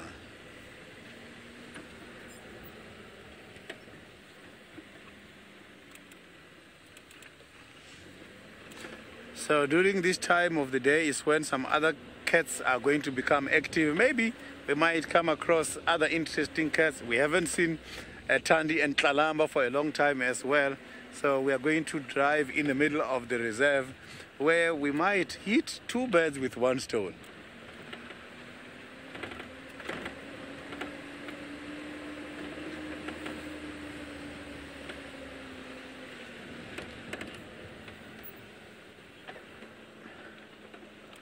The update on Thandi and Tlalamba is something that I saw 2 days ago in the area here where I am. I saw some tracks, fresh tracks of Thandi and Tlalamba, but not a sighting, and I haven't heard any updates. Nobody saw them for the past few days.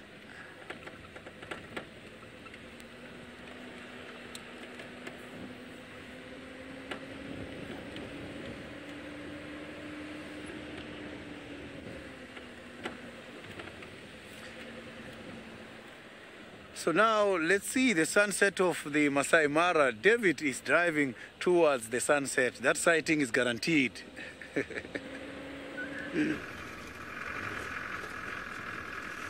Well, for now I've given up the search for the sausage trip ride, but not once I have given up, you know, looking for a particular species of animal, and then I at one point get to it before we finish the show. So I have mentally given up, but I'll not be surprised to see something on the way. It's getting a bit dark now at the moment, so we'll be looking for any animal that we see pretty close to where we are. I haven't seen the nocturnal animals, as we call them, the scrub hares, the night jars, or animals that tend to be more active like this time around. Owls, for example, that will be coming out now, because most of the birds will be fading out and going to their nests or their home to spend the night until tomorrow during another daybreak. I put on my sweater, it's getting a bit chilly. Manu has his jacket on. Manu, where is that piece of stick you're chewing before? Do you have it anywhere? That promised earlier might be... You remember when we were starting the show? I have to hold it carefully because I don't want Manu fighting me. And I was talking to Manu when Manu was murmuring, you couldn't talk. And I said, I'll tell you why. Manu has been chewing this, and this is a toothbrush. Now, this toothbrush is very special because once you cut a small branch of it or twig from the tree, then you have to chew this part, to make it more fine and to form some very nice bristles. And that's what toothbrush is. Now, it comes from a very special tree because when you chew it, there's a particular sap that comes out, which is a bit bitter, not very bitter, a bit hot. And that sap acts like antiseptic. So I'm sure when Steve will come around and he has his Monday, Medicinal Mondays, unlike the South Africa, he does Medicinal Mondays. Here we are not allowed to get out of the car. But I'll want to introduce Steve to this and then he can talk to more about it. It comes from a tree that we call the Kenyan greenheart or the Kenyan greenheart. And I'm sure if all of you forget that, I'm going to give you a much simpler name. You can call that tree, which I might show you tomorrow. If you forget the Kenyan greenheart tree, you can call it Wabugia ugandensis. Manu, that sounds simpler? Can you say that, Manu? Wabugia ugandensis. Fantastic. So a simpler tree for the Kenya greenheart is Wabugia ugandensis. Give that, and we'll show you the tree possibly tomorrow with better lighting. Alrighty.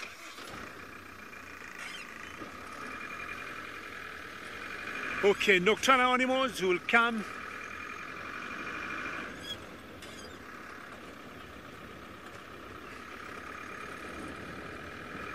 Arizona lady, Jumbo Jumbo, where have you been? And I do not know whether you have any particular words in Swahili, Arizona lady, you'd want to know.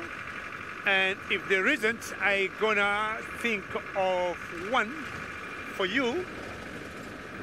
And let me see, because I'm thinking of dinner now, Arizona lady. And when we think of food, well, it's not early, we normally eat about 7 o'clock. It's another, 20 minutes or another 1 hour from now. When we think of food, Arizona lady, we say chakula. Chakula, and chakula, Arizona lady, means food. And not sure I got an eland here, and Arizona lady maybe always very shy animals here, very shy antelopes. Let me see if we can get a little closer. Manu, tell me when you can stop for this antelopes here. They're always very shy. I do not know for what reason. They're huge antelopes, but they'll never give you a chance to shoot. Manu, do you think you can get them, or is it too dark? Okay. Arizona lady, if you're still there, we're going to show you an animal. I already gave you one word for the day, which was food, which translates to chakula. And you got elands there. Earlier on the drive, I was talking when the wildebeest and the zebras do migrate. They are also accompanied by these huge antelopes that we call elands, which happen to be the largest antelopes in the world. And as big as they are, from a standing point, they can jump 4 meters high. Will you imagine that? This is if maybe they have a concern of a snake, like what Sidin had. I don't know what type of snake Sidin saw. Or should they just get skittish and they're scared by something? They can jump that high. When they age a little bit, the males tend to grey, just like human beings, how we grey, the males tend to grey. And if you hear them walking close to you, you'd hear their knees having like a click sound. Something like that. And I remember when I was in college, we had our final exam, and our lecturer was playing us the sound of clicking knees of the elands, and the question was, identify the following sound. So you have to be out in the bush and to hear them walk, and you can hear the click on the knees, just like we human beings when you get a bit old. When you sit down and you're raising up, you'll hear like a clicking sound on your knees. We've got areas, not this part of the Mara, but outside the game park, where people nowadays are sourcing milk from elands, and they think that eland's milk is more nutritious than cow milk, especially for young children. There's some ladies who will have complications, maybe not, they're not able to breastfeed their babies, and the doctors have recommended, if with a choice of cattle milk and eland milk, they can give them eland's milk. And yeah, I mean, the final control says that's very interesting. And yeah, I mean, not within the game reserve, because we need to take care of the elands, but certain areas where people have been able to domesticate them. That reminds me of buffaloes in India, like the Indian buffalo, and many people there in India have used buffalo milk for ages and ages. Not sure which milk is better between the Indian buffalo and the cow milk.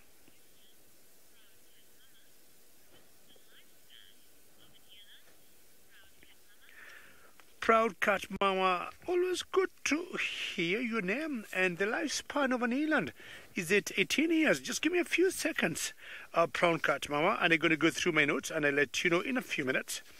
Alrighty, as you enjoy that view there, I hope you've been well, Proud Cat Mama.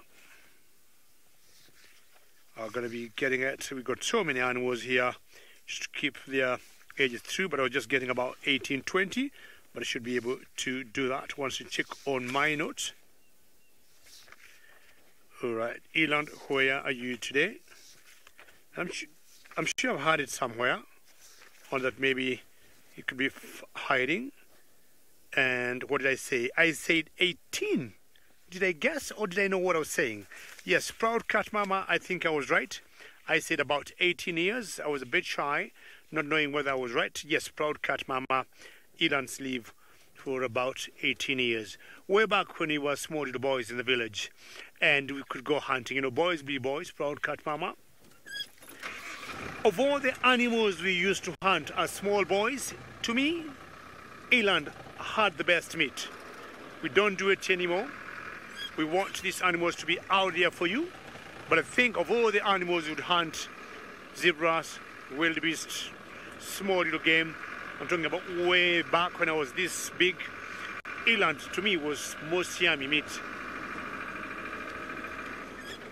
Alrighty, we're going to be looking for any nocturnal animals now. I'm going to be putting my light on.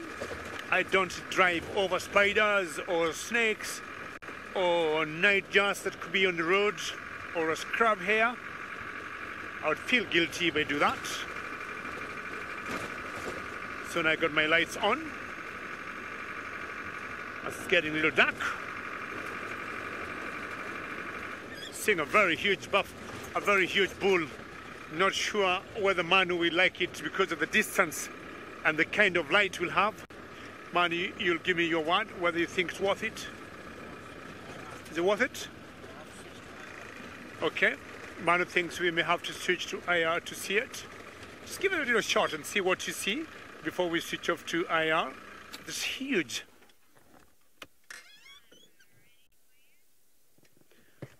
There's a huge bull there. Sorry, the lighting is not the best, but I'm sure Manu might be doing some infrared shortly. But look at how majestic either way he is. Manu, we haven't seen an elephant the whole day, have we? Yeah, I mean, it's the first elephant we're seeing.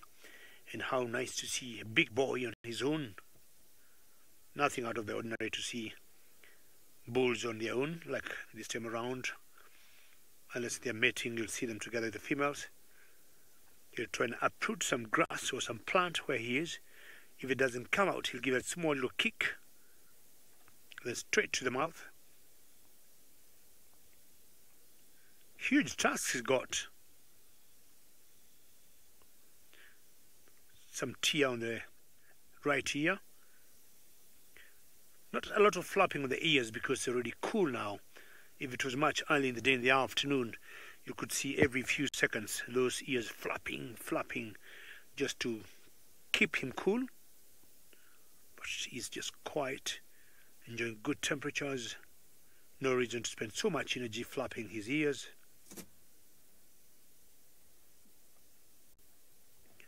I haven't seen any other elk close to him, and he looks to me like a very good solid bull by size. Hello, Ellie.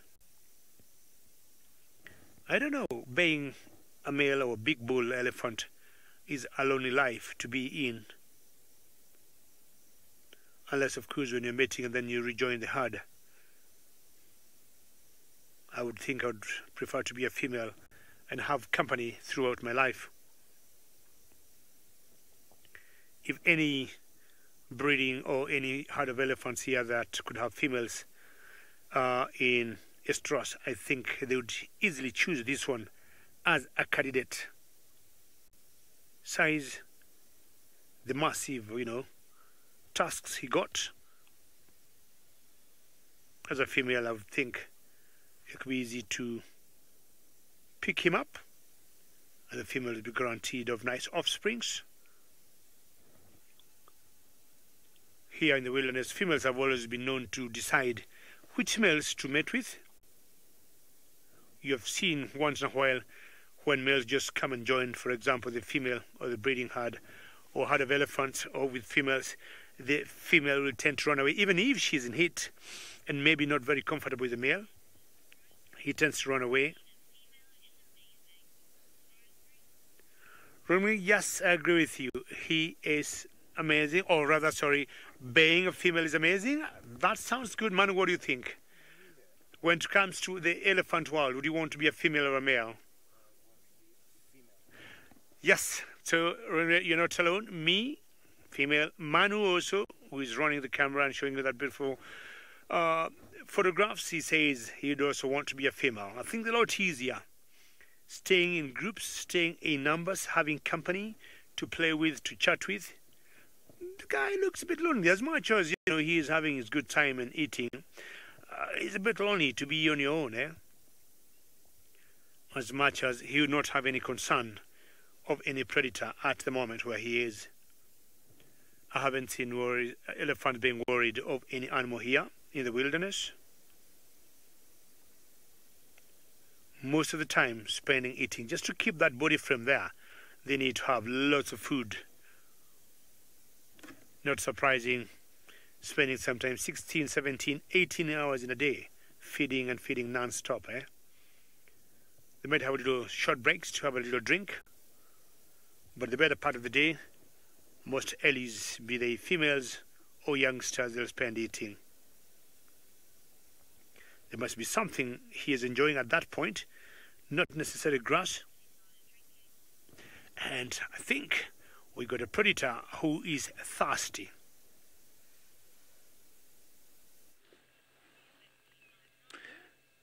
You can see that the meat the Stingana had from the warthog has been very much hard and very much dry. You can see he's now by the water hole in order to get something. So he's now drinking from here. I'm sure he's going to go back to the carcass and carry on feeding. It's not a very long distance from where the carcass is and the treehouse dam.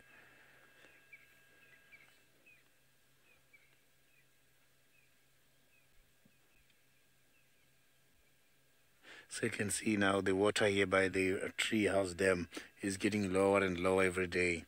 So it means after this he must have to now depend on the other water holes such as Galago Pen and the Viotla Pen area.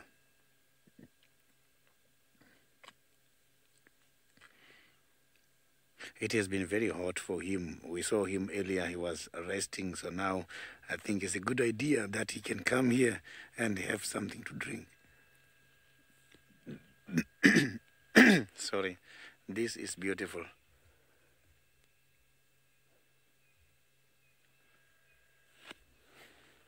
Look at his positioning and the tail.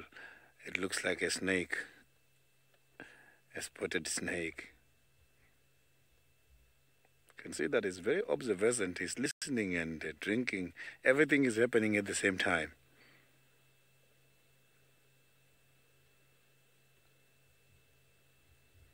So after drinking here, I'm sure the stomach is going to look very big.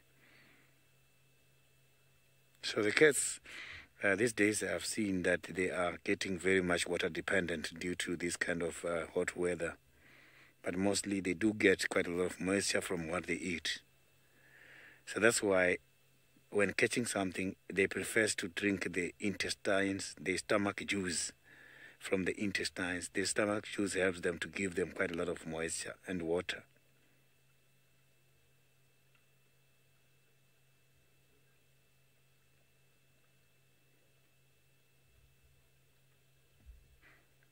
So there's some other vehicles right here. You can see. So now let's go back to Hosanna, who has just dropped his kill.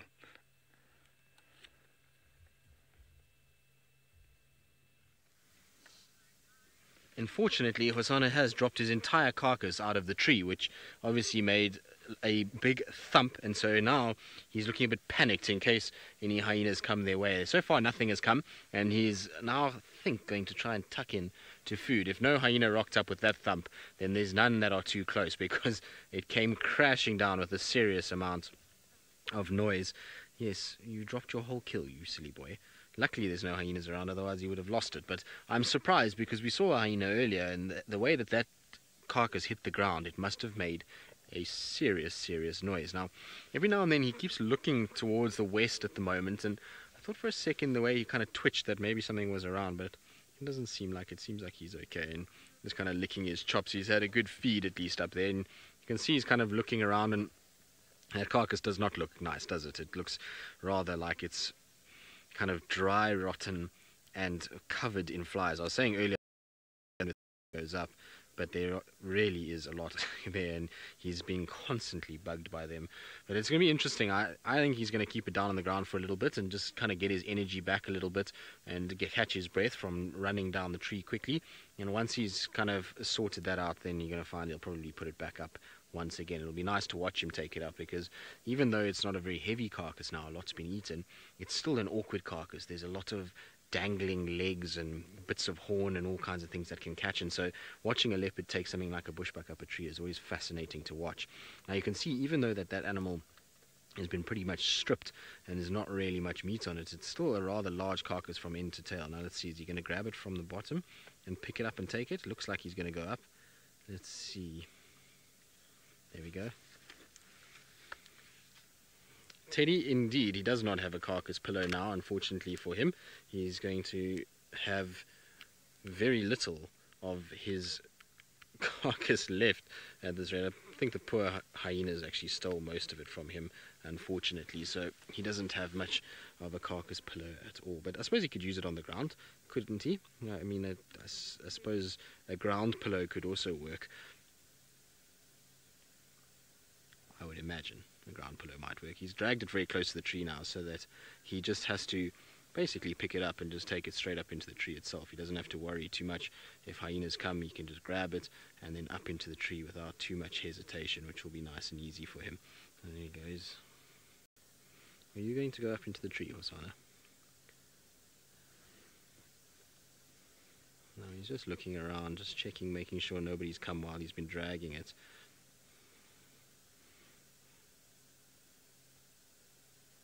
It's almost like he's playing with this carcass to a degree as well, which is quite interesting. Now look at how he's watching.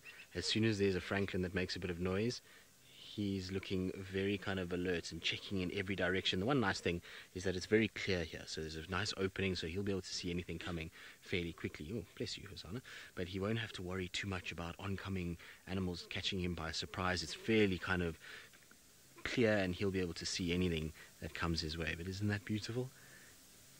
He really is a good-looking leopard. He, I think, has grown a little bit now that we've kind of seen him going up and down, but not too much. He's definitely not kind of hugely bigger, but he's definitely bigger than what he was a few weeks ago when he first arrived back on the scene.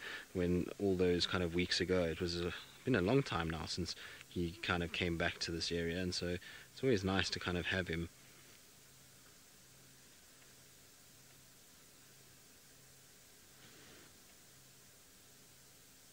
What are you doing, Hosanna? It almost seems like he's playing with it.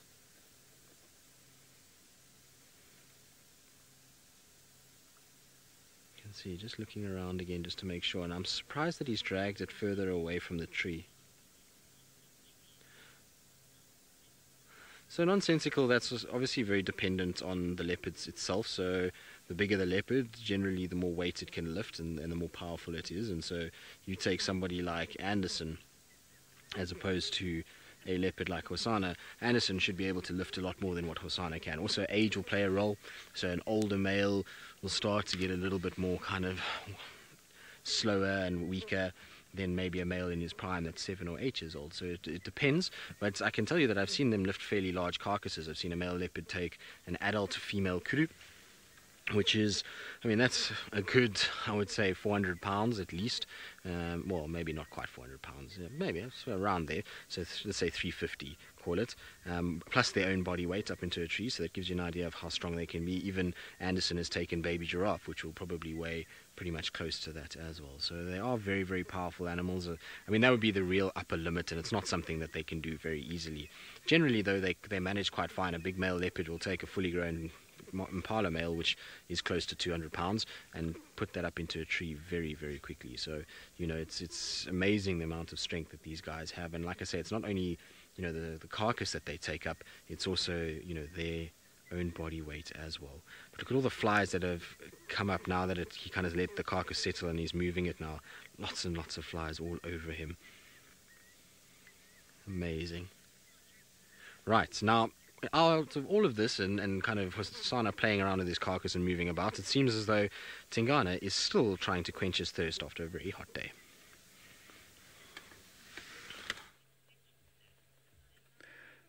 Hosanna is still negotiating for his skill back into a tree. That side here, I have got Tingana, who is now still busy quenching his thirst. You can see that the stomach is growing very, very, very big now. He has been drinking all along non-stop. Look at that. So this cat has been so very thirsty. It has been hot for him.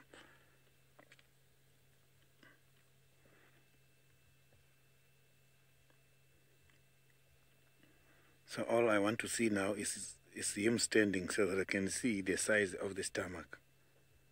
He's just drinking non-stop.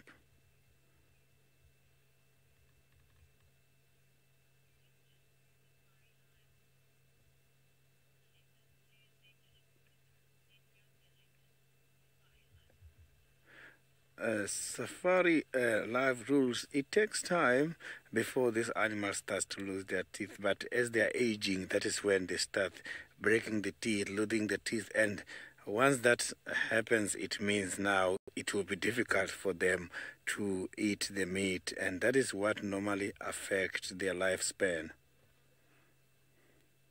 Look at that stomach, looks very big. So there is another vehicle also shining some of the spotlights and the color here. I'm not alone at the sighting. Don't get surprised. So now let's go back to my colleague. Well, unfortunately, Hosanna missed out. The hyena has come out of nowhere, and Hosanna just didn't have time to get it up into the tree. He hesitated for a second too long, and the hyena came bounding in and has just pushed him off straight away. That hyena didn't think twice about trying to get rid of Hosanna, and it seems like maybe it's one of the hyenas that maybe fed on this carcass last night. You can see it's got a bit of a rounding in its belly, and it's going to just pick that up and effortlessly drag it off. And he's giving Hosanna a bit of a stare over his shoulder. Look at that, though. Isn't that power amazing?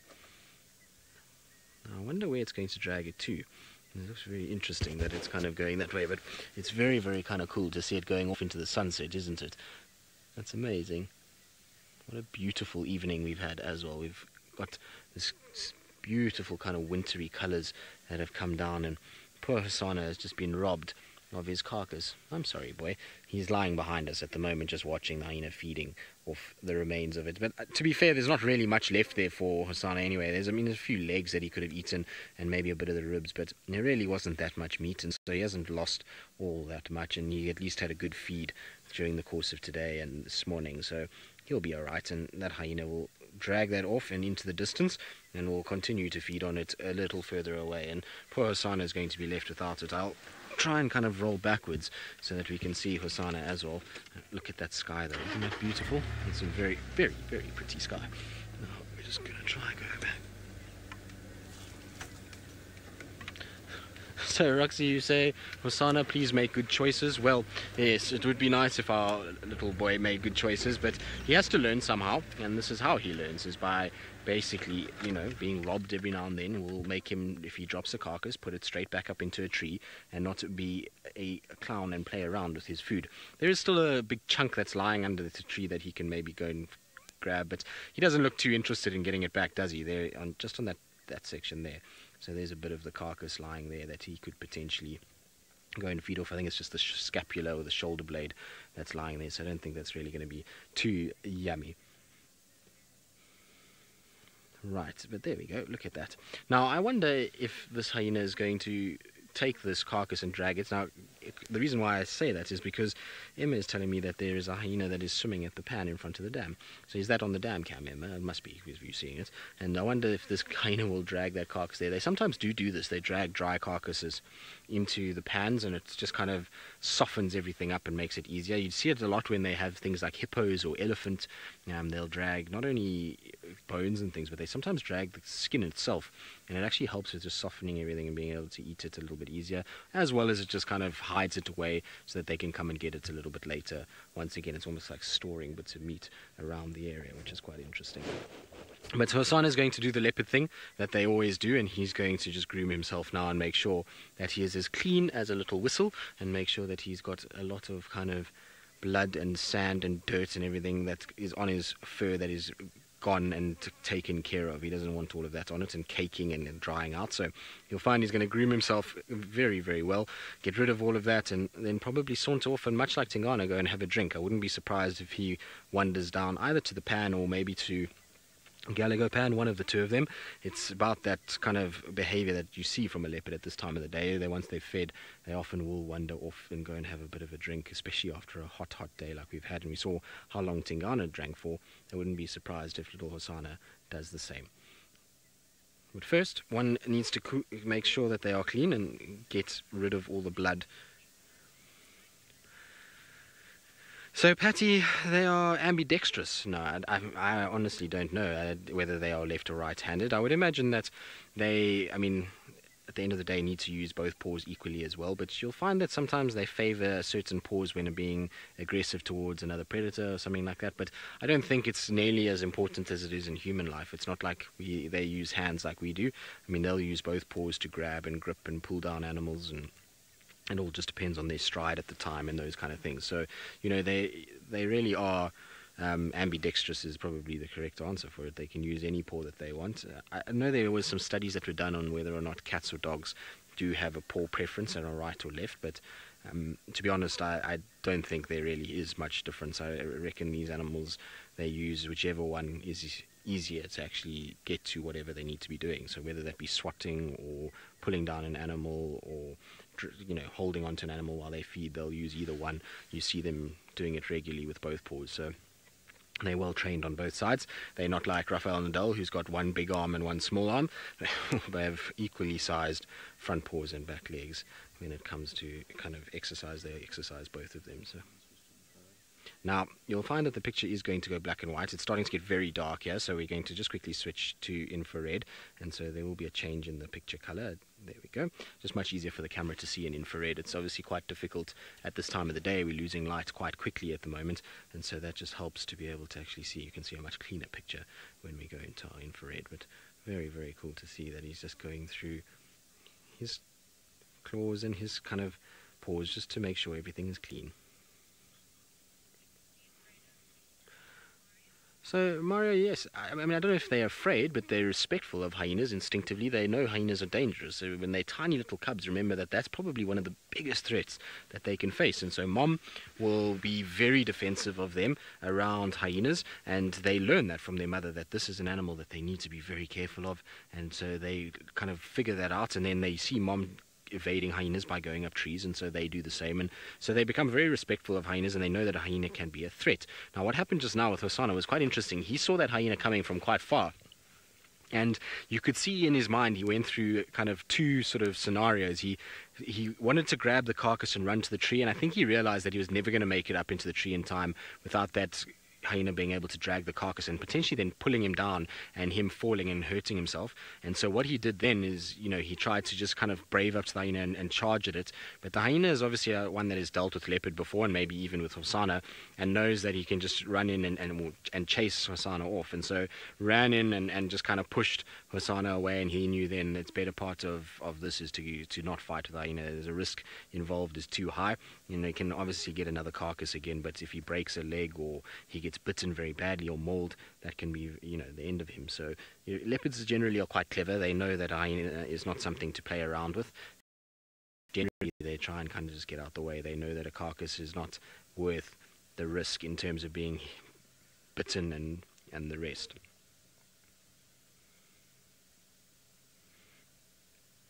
He's watching that hyena. I can hear the hyena still feeding in the thickets off to our right-hand side at the moment. So he's just watching and listening, and maybe he'll do what he did last night and wait for that hyena to have its fill and then try go back and kind of eke out a few of the bones and things and recover some of the carcass. But I don't think there really is enough of that carcass to really make Hosanna too kind of perturbed by what just happened.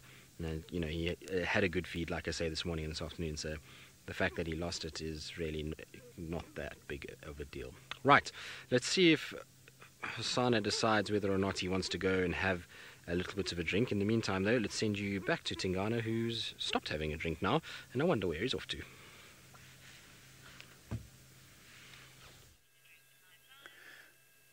I can see now Tingana is just very relaxed, but it's a pity that Hosanna lost his kill to the hyenas, which is not bad, as there is quite a very strong dependency between the hyenas and these big predators in the reserve.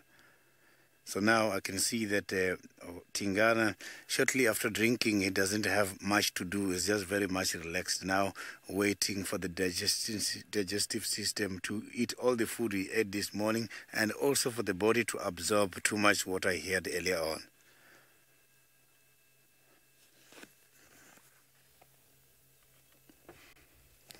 So there was a hyena earlier on passing by there. He was checking. Look at that. He looks very healthy and very big. He's not looking old anymore. You can see now that he is looking very healthy and very big.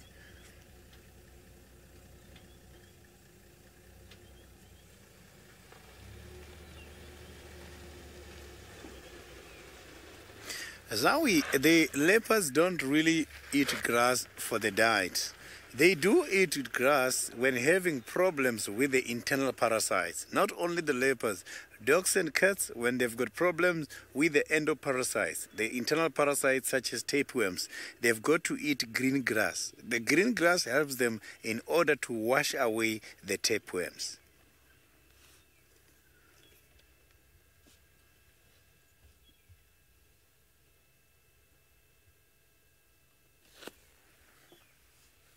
So I don't think at this stage, if any other small prey comes here, Tingana won't be able to take any action.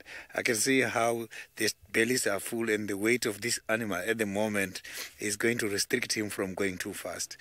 So the kind of predators like this, they are just opportunistic, and they just kill anything coming their way. Doesn't matter, they've got a kill already. They can take something now.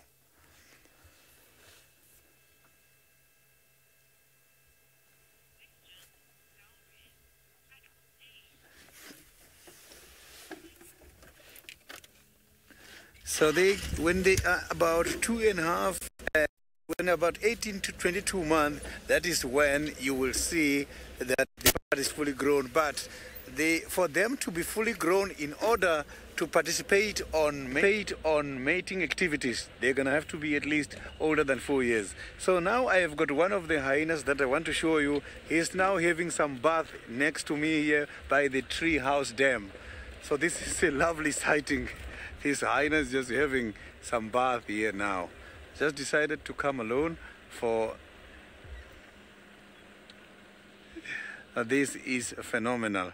Look at that. He's just by himself there, right inside the water.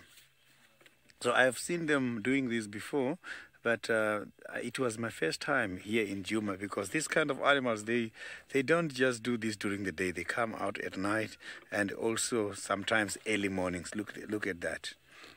So that's why the hyenas here in Djuma, they don't have a bad smell, because they prefer to come and clean themselves.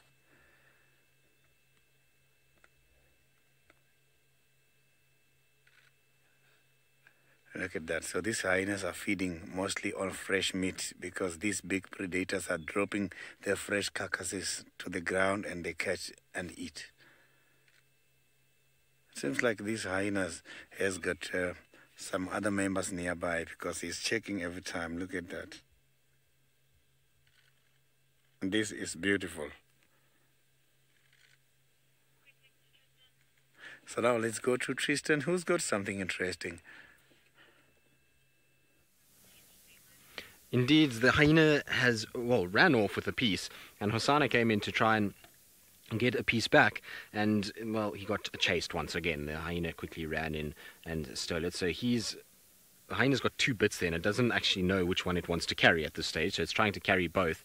And Hosanna's just playing the patience game. He kind of sneaks in when the hyena's not looking. He's off to the left at the moment, just hidden by a little bush, so we should see him. So he's just somewhere over there is where he's hiding. There you go, you should see his eyes. There he is. So I think what he's trying to do is he's waiting for this hyena to basically leave, and as soon as the hyena leaves, then he's able to kind of run in and try and steal a little bit of it back and try and get a little bit of the carcass. Now let's see if he's going to make his way forward. Yep, there he comes. So slowly slinking forward. The hyena's moving off now quite far, so if this is his opportunity, if he wants to grab it and try and get up into a tree, it's probably his best chance, because if he tries to feed while he's on the ground, that hyena's going to come in and chase him once again. There he comes, slowly edging forward. The hyena's quite far now. I'd say the hyena's about maybe 30 meters, 40 meters from where he is now, and so he's got a chance to maybe just try and sneak in here, although it looks like he's going to follow the hyena rather.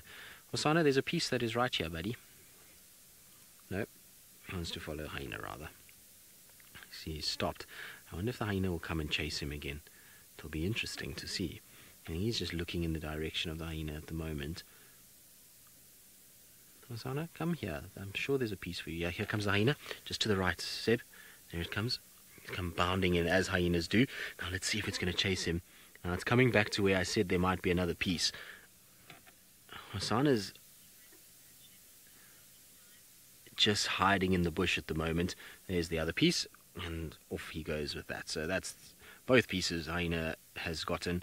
And Hosanna, I'm afraid you're too slow, boy. You need to be quicker than that if you are to get any food. So unfortunately for him, for now, he's going to have to wait until that hyena tries to drift away with both pieces once again. I want to just try and move a little bit further forward, just to try and see if I can get both of them in the shot, because it seems like Hosanna is just behind this bush. So I think if we get a different angle, we might actually get this right. It should be, I thought there was a third piece that might be lying actually here. We could get a nice kind of shot of both of them. The hyena's just moving off, and Hosanna's between us and the hyena, kind of in that direction, just kind of watching what's going on. So he is... Where's the hyena? Somewhere in that area. No, but there's Hosanna. So where's the hyena gone? The hyena was there somewhere.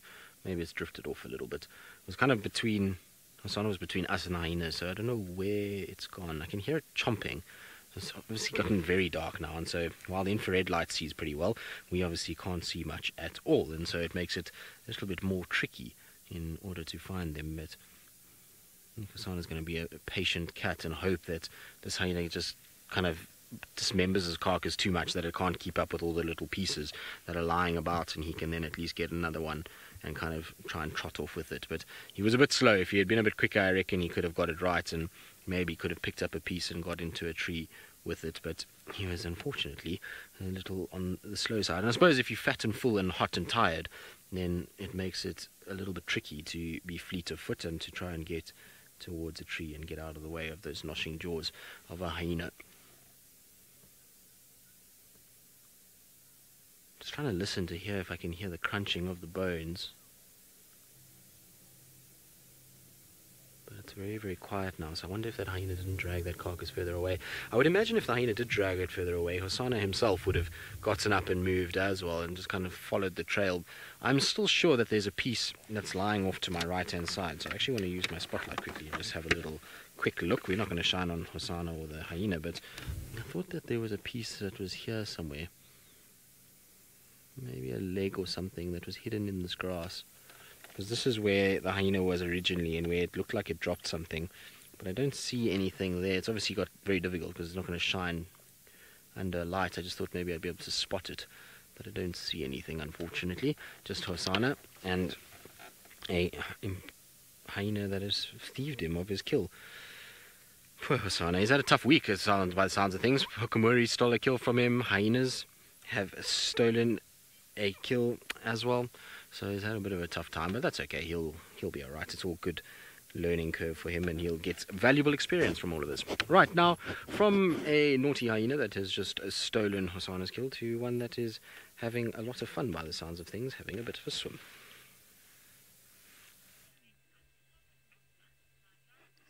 Look at this hyena. This hyena looks like a honey badger. The colors, it's a mud hyena. So you can see now that he's done with cooling the temperature. Maybe he's belonging to the nearest den, which is not very far away from here where we are. Maybe it's one of those members. As I can see now that the direction this hyena is heading is towards the den. The new discovery, the den that has been discovered about a few weeks ago here in Djuma.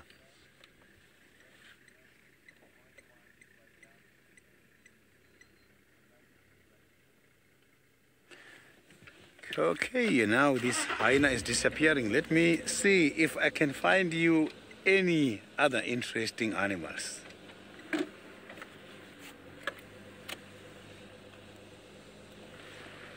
So this hyena is the last animal now to come and drink here. So now let's go back to the Masai Mara. David is also looking for something interesting.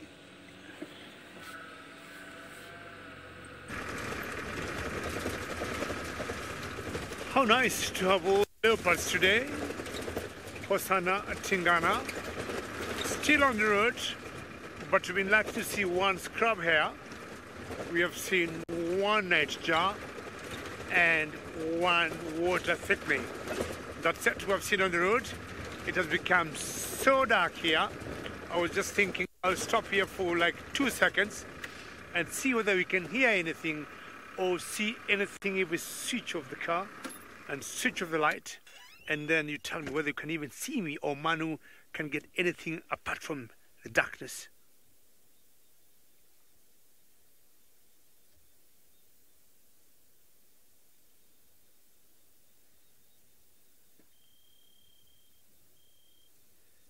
Or we can see the flying either bats or nightjars.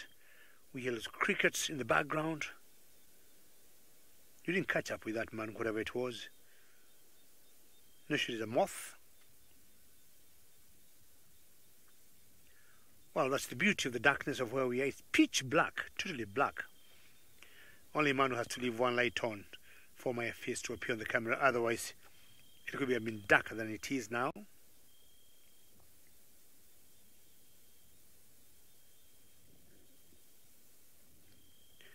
Alrighty. So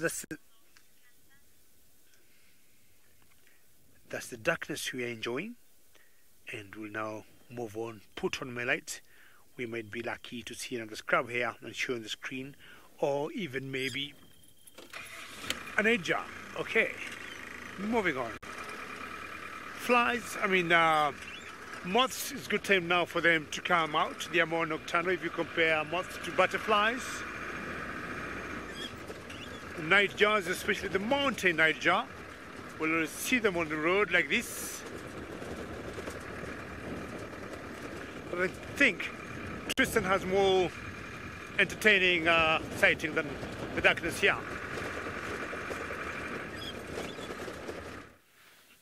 Well, we do. Another hyena has arrived. There's the carcass there that she's just picked up, which is exactly where I was shining earlier. So Hosanna missed that, but that was where I thought there was a piece. So that hyena has just picked it up. And the other hyena that Sydney had with him that was swimming has also arrived here. So where that hyena is behind that bush, they had a little bit of a clash. Poor Hosanna got chased off once again in the kind of chaos that two of the two hyenas. Now I'm just going to try and move a little bit, Seb, so that we can try and just check on... Oh, you got both of them. There's the other one now, obviously walking away. Of course it is. So we're going to try and just reposition. Hosanna's just on our left-hand side. No doubt he'll come in and follow what's going on fairly shortly. Just don't want to drive too close to him in case he gets a bit of a spook. But we'll follow the hyenas for a bit because they seem to be having a good time of it and finding at least decent parts of the meal. But Hosanna really did miss a trick. There was a nice piece of the carcass that was right there waiting for him. To our right. Is there another one that's moving off to our right, or is this the same one? There goes one there. It's just difficult to kind of keep track of where everybody is at the moment. Lots and lots of hyenas, it seems like. I wonder if also now, with a little bit of a giggle that they had and a bit of a call, when the two of them met, if that's not going to attract all of the members into this area. We might find the ones from the den heading in this direction, but definitely the one that was swimming also arrived here. So that's the original one that we had, by the looks of things. And the one that was swimming should have walked somewhere to our left. Now, if it is Corky, I don't know who was swimming. I didn't get a good look at this one that arrived, but definitely was all wet.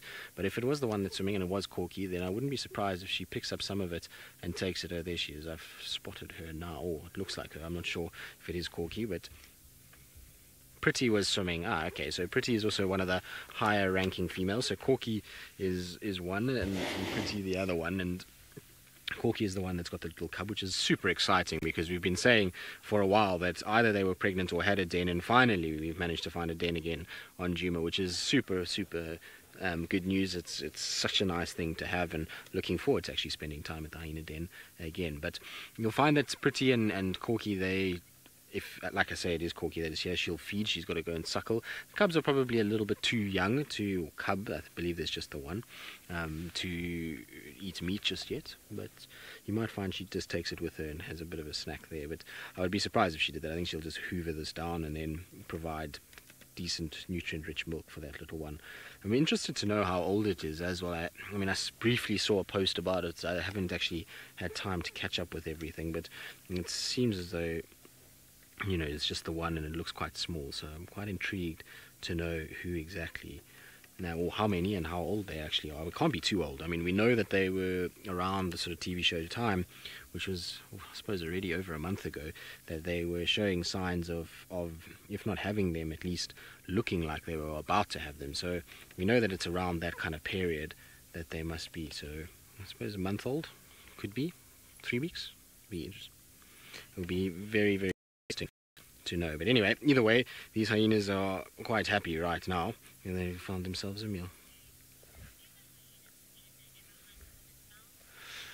So James, I would imagine yes that they do. I personally haven't seen them hunting here on Djuma for themselves, but I would imagine that they do. Hyenas can find food a lot more than what you think, and also remember, we don't follow them nearly enough to know if they're hunting a lot. We spend a lot of time with them, yes, but we really don't get to spend nearly enough time with them during the night to know if they're hunting for themselves. They always look full and healthy, and they can't be stealing all the time, so I think they probably do, and they probably do it quite well. Most hyenas in the Sabi Sands can hunt. I've seen it a few times where they'll hunt not only things like buffalo, but also bushbuck, nyala, kudu, those kind of things as well. So it's obviously a bit of a kind of tricky thing for them, and it's much easier for them to be able to start kind of going after carcasses and scavenging than it is to actually sort of go and try and hunt for yourself. But there's not always a carcass around for them to scavenge, and so you'll find that they will kind of go and hunt for themselves and find food. So I would imagine, yes, that they do. It'll be interesting though, because the Djuma clan is completely different to what it used to be in many respects. It doesn't have the same sort of composition. I mean, we have no idea where Madam is. We know a couple of the lower ranking females have unfortunately passed away, and that makes life a little bit more tricky for the clan. And so what the kind of structure is at the moment, we don't really kind of know. We need to figure out all of those things. But now that the den's back here, we certainly will see a lot more of these hyenas, and we will be able to kind of get a really kind of good view of them. But you can see that they're still going to feed off. They're going to finish everything here. They won't leave anything, I don't think, for Osana, especially now that there's 2 of them. But it is that time of the evening where it's time for us to head back home, and hopefully you had a wonderful time. I thoroughly enjoyed being back. I know Sebastian did as well. We both said it was a wonderful return to be back in the Sabi Sands, and can't ask for anything better than to have a bit of leopard hyena interaction and leopard going up and down a tree and beautiful light. But from Sebastian, myself, and Sydney and David in the Mara, it's been an absolute pleasure. I hope that you had a lot of fun with us, and we'll see you all tomorrow morning on the Sunrise Safari.